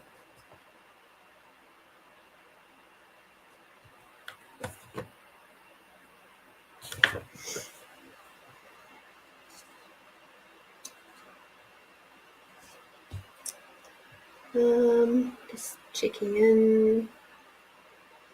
Christine said, my mum said on the other said that I am dealing with the emotional landscape. Yes, you are. Yes, you are.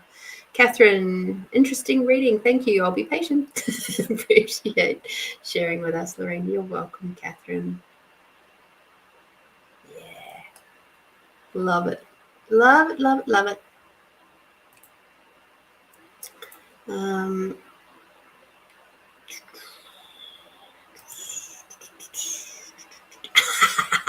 I thought so. I thought so. All right.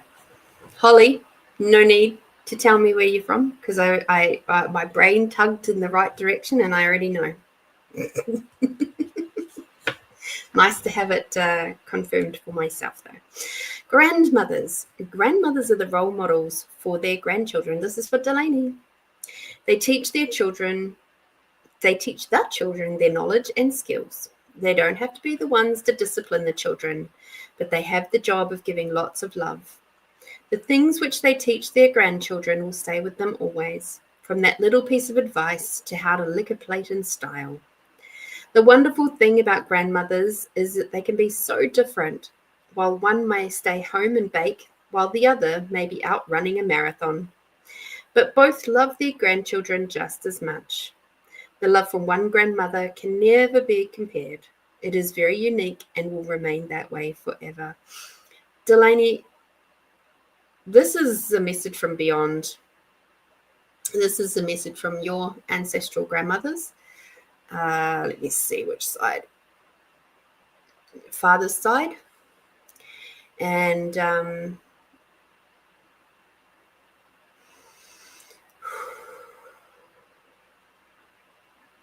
great-grandmother.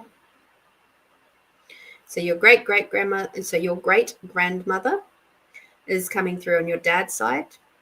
So hang on, let me just track it back properly. So it's your dad, your father's. What is your link to her father?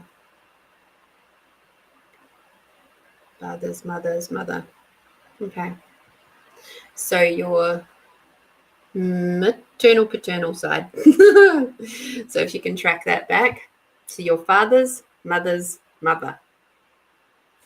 So your great grandma. And she feels like she has a lot of opinions about things that have been going on for you, the good, the bad, the ugly, and the awesome.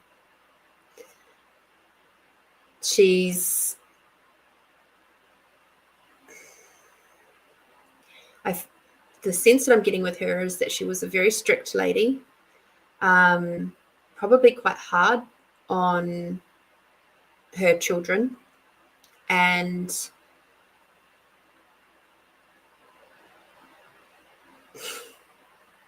because she had to try and keep it together because life was hard. All right, these are words that is literally coming through now.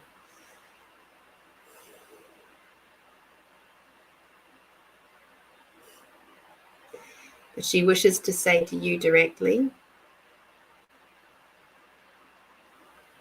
that she sees you. She's looking out for you. She's in your team. Give me something more specific, please.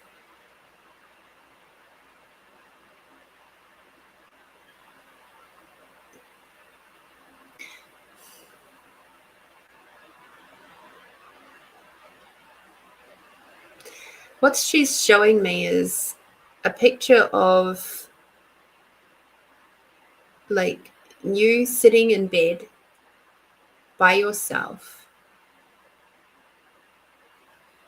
but you're looking out a big window There's like a picture window, and you've got some really beautiful scenery.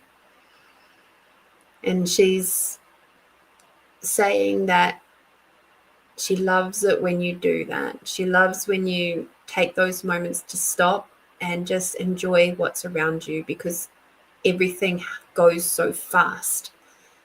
Time here is so, so quick. And she wishes she had more time and that she was more gentle like you. She wishes she had that space, but she's also very aware that if she hadn't been who she was with her child, that you wouldn't be where you are now.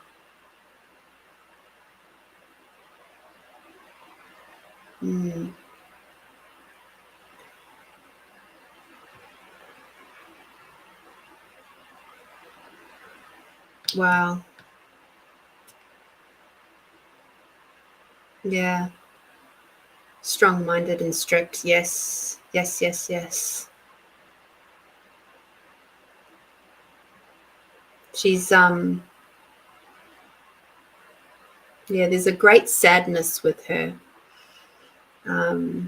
That, thank you for explaining where that would have come from. So for those of you watching on Facebook and stuff, Delaney has said that they had to leave Scotland and rebuild their lives in New Zealand. So yeah, it would have been she would have had to have been very, very tough.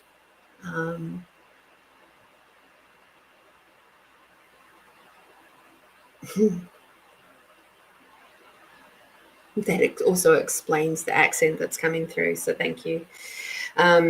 She was doing her best so that I could understand her, but yeah, now that we've opened up the Scottish can of worms, it's coming in thick and fast. But thank you. Yeah, her greatest thing is that she is so grateful that you now have the space to be gentle and calm. And she said, whenever you see like those beautiful bright orange, she's bringing in the color orange sunsets, she said, think of me and your family, your heritage. Oh, that's cool. So yeah, she has apparently orange was maybe her favorite color. Oh, I would not get all surprised if it's in her family tartan, which is a bit of an unusual color for tartan, orange, orangey red, you know. Interesting. Okay, well, there we go. Mediumship. Hello. Hello today. Doesn't always happen, but there we go. Thank you. And I love this. I actually painted a picture of me looking out of a window, looking at a scenery of hills and sky, and named it Serenity. And there we go. That's so weird and cool. So weird and cool. I love it. Absolutely love it. Thank you, Delaney. Mwah. I adore you. I'm so glad that you found me here. This is great.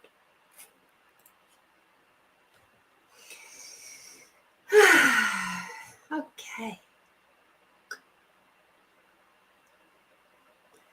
And 88, 88, 88, 8, 8, 8, 8.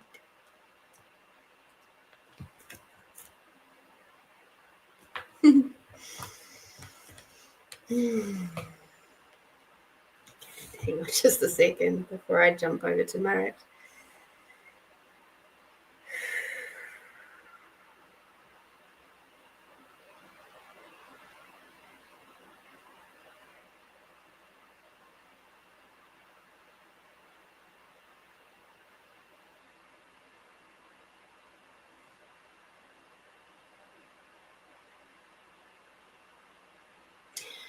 Just before I do go, Delaney, your grandmother, your great-great-grandmother, your great-grandmother, She said, she's indicating to me this area of your body and be mindful of it. Yeah. Like that neck, shoulder, into the high shoulder area and coming down into here. There's some big muscles that hold a lot of tension through there. On me, she's showing it on my right hand side, which is your connection to your masculine, your father's side. Perhaps there's some stuff in there for you to explore as far as connection. So I would, if I was in your position, and from what the great grandmother is saying,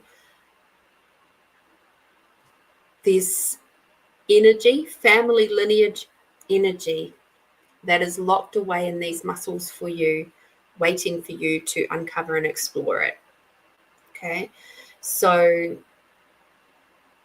I can't tell you how to do it right now because it's a bit more of an involved process, and hopefully you know how to do that sort of thing. But yeah, tapping in and giving that area some more love. And I find it easiest to tap in with those sorts of things, those body locking information type stuff, when I'm in water. But being in a bath particularly really helps. Or not the ocean, though. The ocean doesn't help. Certainly not at the moment. But, you know, lakes, rivers, that sort of thing. But being a bath is good because it's like it's a bit more chill, bit more controlled. And you can add scents and things. Yeah. I do get issues in that area. My dad doesn't keep in touch with me. I gave up trying. Yeah, fair enough. I totally get that. This is stuff that you require to know from further back.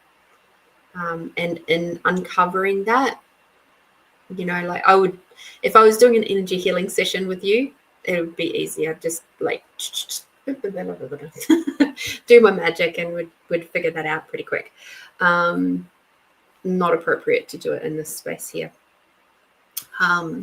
So yeah, tap in, see what you can figure out. Your body is willing to show you now, because if it's showing it to me, it's showing that that's something for you to explore. Maybe some intuitive writing might help. Maybe write at the top of the page what information is being held in my shoulder area, neck shoulder area from my body, from my family, and see what comes out. You might be quite surprised. So yeah. All right. Just wanted to bring that through because she was like, she wasn't moving. That's why I had to pause because I was like, okay, are we done now? And she's like, no. And I'm like, oh, okay. All right. What is it then? And then she just went and basically clenched up that whole area for me. And I'm like, okay, cool as. She's gone now. So yes. So thank you. Thank you for that. And I will wish you all the best. And I would love to connect with you. Okay, Merit, for your week to come, interesting that you chose 88. Given what your reading question was, this is quite relevant for you. Gratitude, the space between seconds. Stumbling through life, hints of awareness whisper. Hints of awareness whisper. Only to be discounted or made wrong. Hoping and wishing something else is possible. Gleaning information, slowly gaining ground and pace. Shaking off the shackles and lies. Creating a brand new experience where knowing and awareness pulse. seeing what is and what isn't with clarity, playing with choice and expansion, becoming more at ease, falling in love with true self, seeing the molecules, perceiving the energy flows, receiving different beings, creating new possibilities, embracing the gratitude, flowing into and through the space between seconds.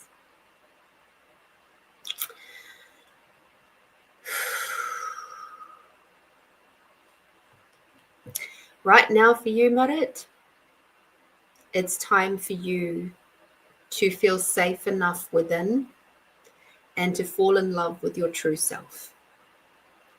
You're good, you're bad, you're ugly, you're awesome. All of it is a part of who you be. And the longer that you keep resisting and reacting to the darker parts of yourself, the harder it's going to be for you to continue to grow forward in your spiritual development. Okay? You're at the point now where falling in love with your true self is actually your greatest task right now. Falling in love with the fact that you get angry, falling in love with your frustration, falling in love with, all the ways that you have expressed yourself over the years, and forgiving yourself for those parts that have created harm for others. We've all done it. We've all said things that have hurt someone else. We've all done things that have potentially hurt someone. We have inadvertently or advertently done these things. But the greatest gift you can give to yourself is, I love you anyway. We will try our best to never do that again. And I love you for continuing to try and grow. Because the longer that you hold on to that regret, the guilt, the shame, the blame, the anger, all of that stuff, it's eroding at your self-love. Loving yourself is not selfish. It's vital. And it's one of the things that many of us have in common, especially as women in this lifetime, is learning how to love ourselves.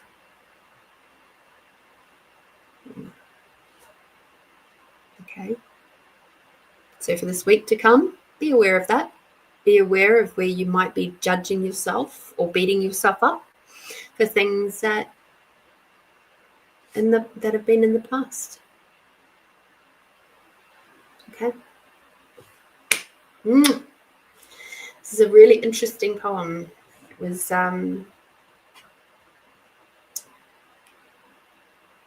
written on an aeroplane, actually.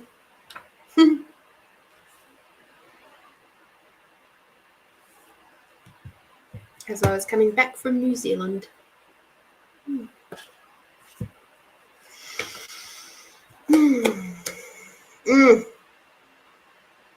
Thank you, everyone, for that beautiful moment with my lovely poetry book. So grateful for you all.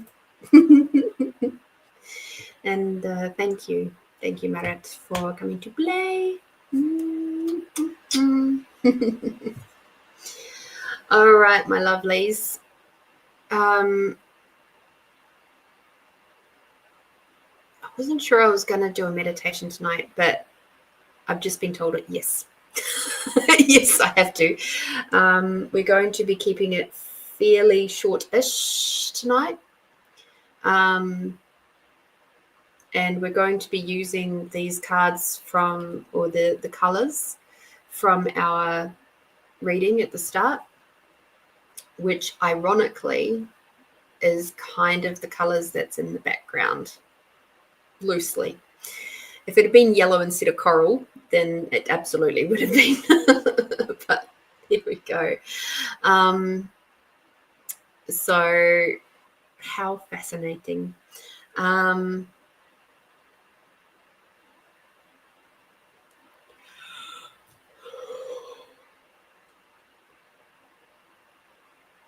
Marit, I just wish to say, if you have not yet read the book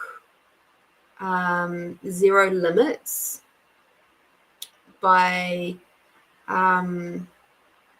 what's his name? Hang on just a moment.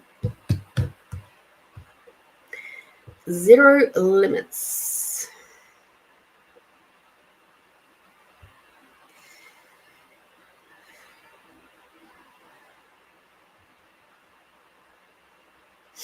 By Joe Vitale and Hugh Lynn. I highly recommend you get that one. I think what I'm getting told is that you will receive a lot of ease with what's going on in your life if you can bring this tool into your world. Okay?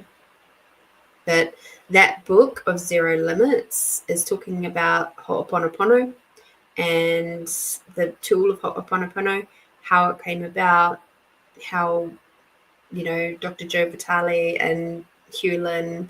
Hewlin brought it out.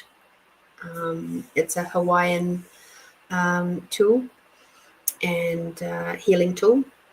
Very, very powerful.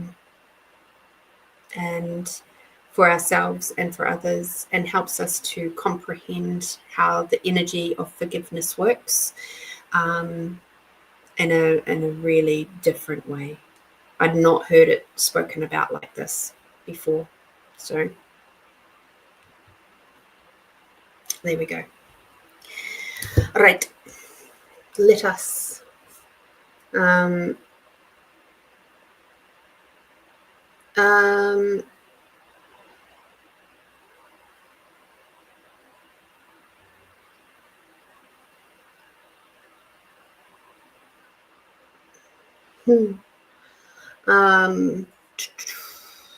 if you haven't read Zero Limits, Zero, I recommend that you do so, because a lot of people do Ho'oponopono without really comprehending the intricacies of it.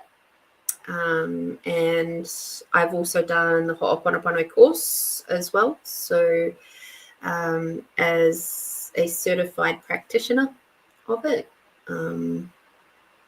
yeah, I highly recommend doing the book. Even if you just get it on Audible, like that's a really good way to do it. Christine, glasses of water should we drink? Well, that's a really interesting question. What does your body desire? And if you put a little bit of salt in your water, it will help.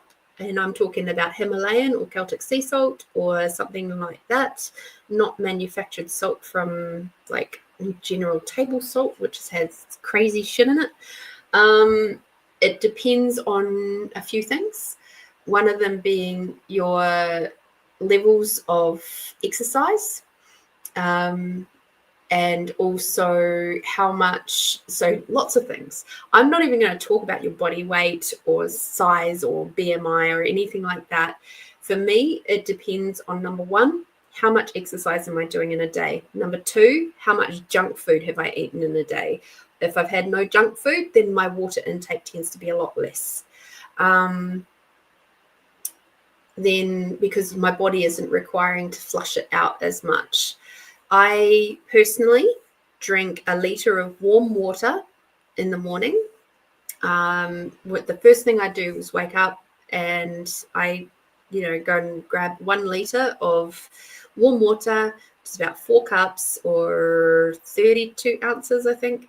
I don't know, I can't remember. And I have that in the morning as I'm waking up, and it takes me about roughly 10 to 15 minutes to get through that. And while I'm drinking my water, I'm getting my coffee ready, so in my coffee pot, and so I'm preparing for the day with my coffee.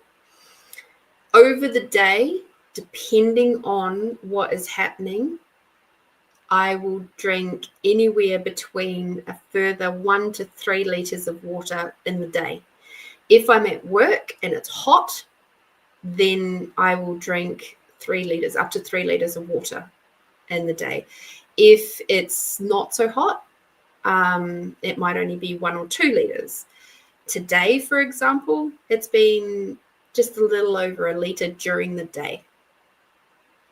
And additional to that is coffee and tea and like my herbal teas and things like that. So you've got to work with what works for your body. Salt really helps soften the water and makes it more drinkable. Okay. Warm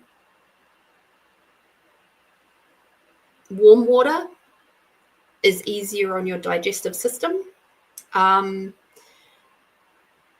We're not meant to drink really super cold water, and especially not first thing in the morning. And it also helps having a bit of cold water, having the warm water first thing in the morning helps to reactivate the digestive system and flush out any toxins from while you've been sleeping. Okay. You said very concerned since I have to be traveling water. Thanks, good tip. With the warm water first thing, coffee. Yeah, absolutely. I don't drink coffee before I have my water. You're having difficulty getting it in. Yeah, a lot of people do. And sometimes we don't need that much water. That's why I said it depends on what you're doing. So if you're only having, like there are very rarely, but I'll have some days where I don't have any additional water during my day. I'll just be having like my herbal teas and things like that, which of course has got water in it as well. Wow, where has that come from?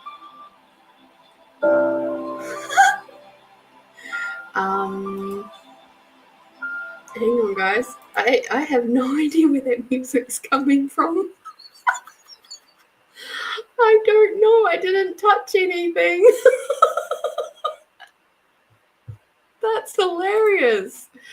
Where are you coming from? Like,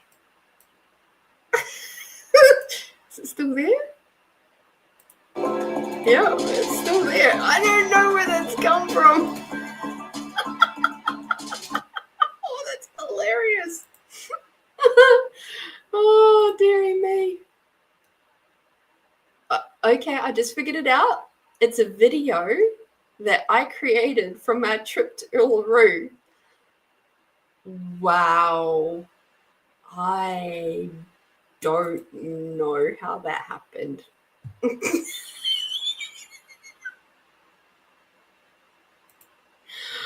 Oh, that's funny. That is just so hilarious. I didn't even click on it. Who knew? All right. Oh, cool. You're going on a trip today. Take a water bottle with you. You'll be right.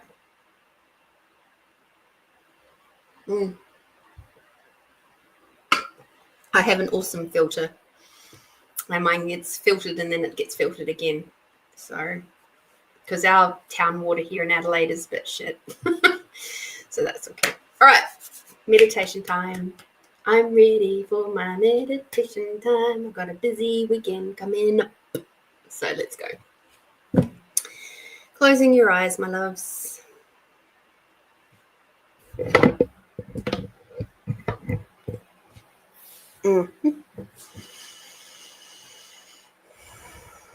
Big breath in. And big breath out.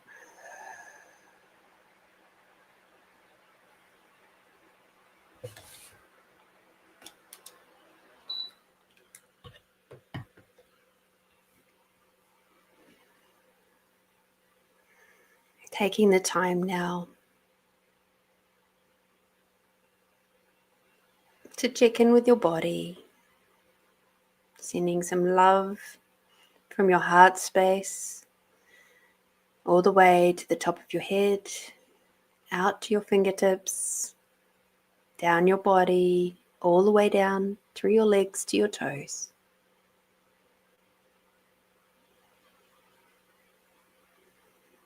Sending the gratitude through your body for everything it does for you every single day. How it still shows up for you.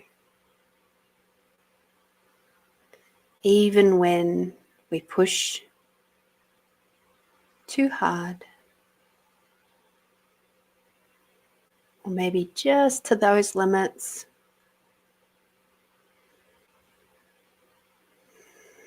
We say thank you, thank you, thank you, beautiful body. And for the next few moments, we're going to absolutely flood our system with the unconditional love that is already flowing through you from Mother Earth, the gratitude from Father Sky that's already flowing through you. And now we're going to add the colors of coral.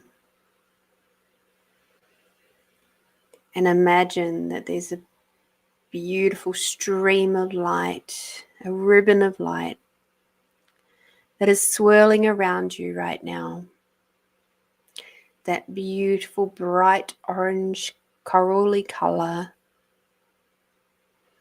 reminding you to allow flow and synchronicity into your life. Honoring your body, its limits, and how it loves to receive from others, but from Mother Earth and Father Sky, and mostly from you.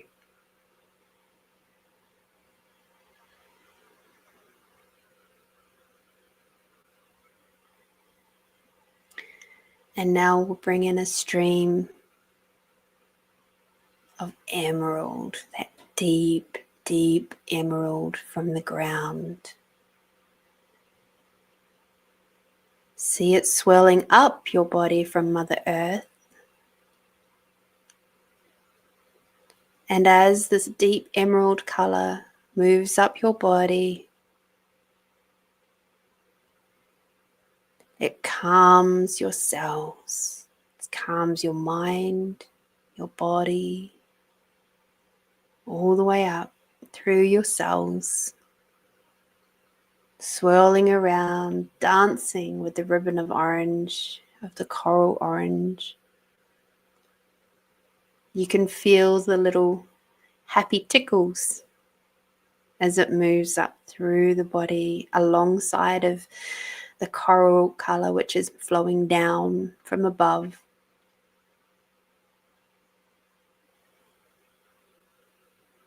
You may feel like your body wishes to move a little bit at the moment, and if it does, please allow it to do so.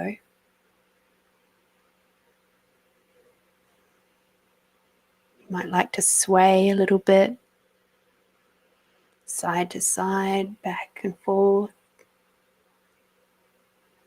It's the energy gently moving anything that's stuck, any tension from your day, in your week, in your months.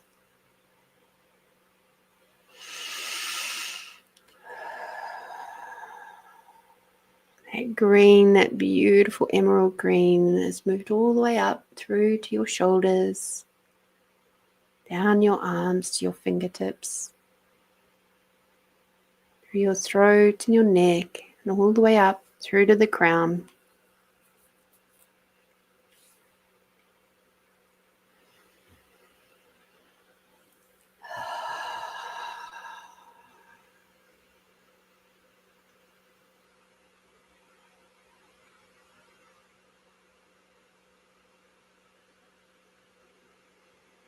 And now,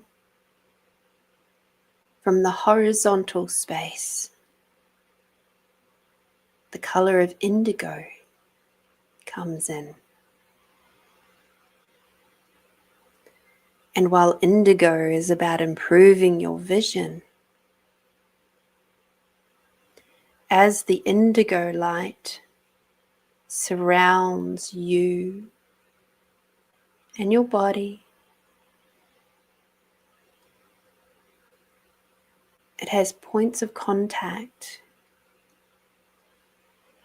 from your third eye down through all the cells and molecules of your body, all the way down through to your feet, through to your fingertips, your back, your front, your sides, and top of your head, all around you,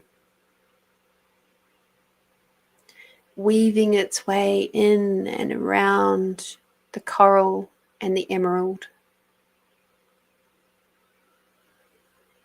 So they are all dancing with you now, dancing with your body, contributing to you, nurturing you and nourishing you. And as you move into this last full week, the year of the snake,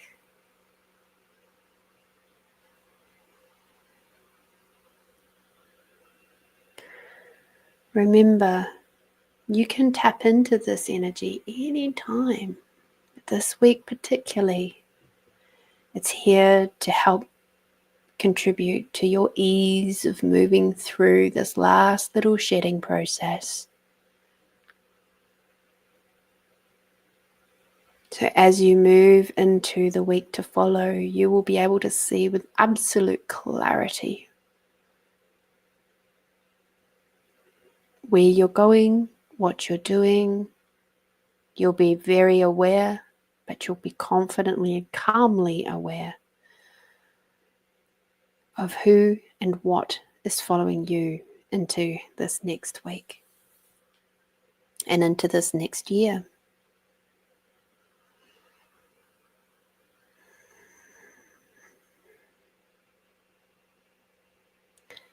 That lovely indigo light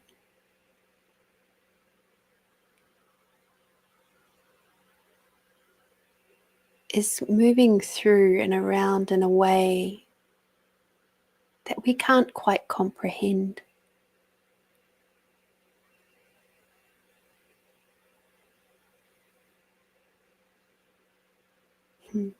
It's not meant to be comprehended at all. It just is. Take a big deep breath in now. And out.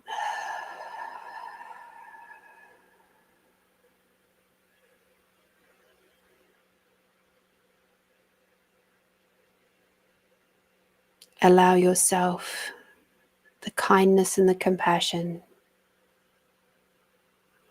to move through any challenges with grace and gentleness and ease. Be honoring of your emotions. And if you find that it's too difficult for you to be calm, to express yourself, give yourself the gift of time to process a little before approaching the person that that's to do with.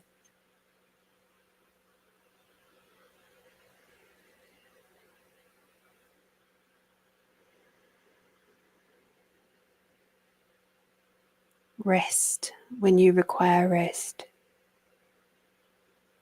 Listen to your body. Be aware of your body. It will tell you what nurturing it requires. And if you can,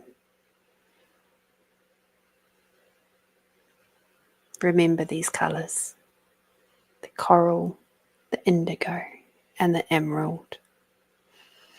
Feel how different each one is and how they're contributing to your body.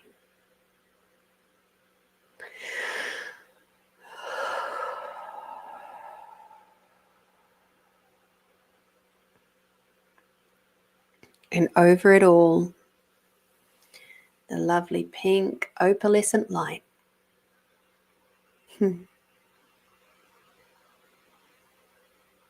Of the Mother Creatrix shines down upon all of you. reminding you of the unconditional love that is all around you all the time.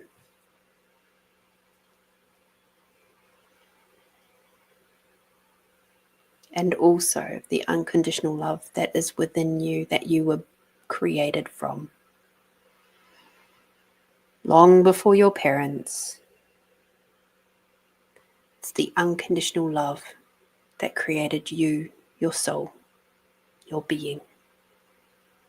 The spark of life that is uniquely you.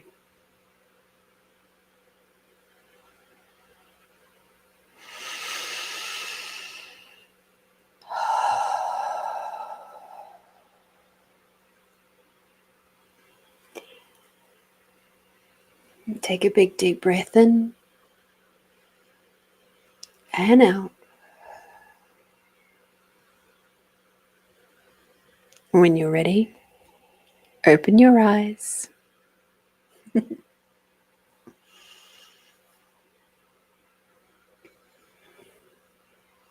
hope you enjoyed that one. That was cute. I liked it. That was nice. Enjoy this last week. Remember, drink your water.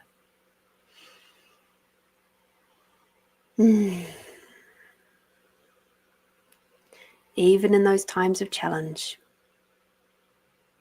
have that gentle curiosity to ask the question, what is this? What possibilities is this challenge opening me to, or inviting me to welcome in? It's a good question. And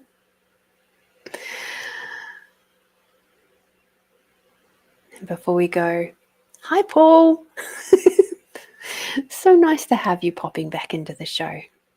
It's lovely. I love it how you just pop up every now and then. That's wonderful. I hope you had a fabulous New Year's, and that your year so far has been easy and gentle for you. So until next week, my beautiful friends, be bold, be brave, be you, my lovely ones. We'll see you soon. Bye-bye.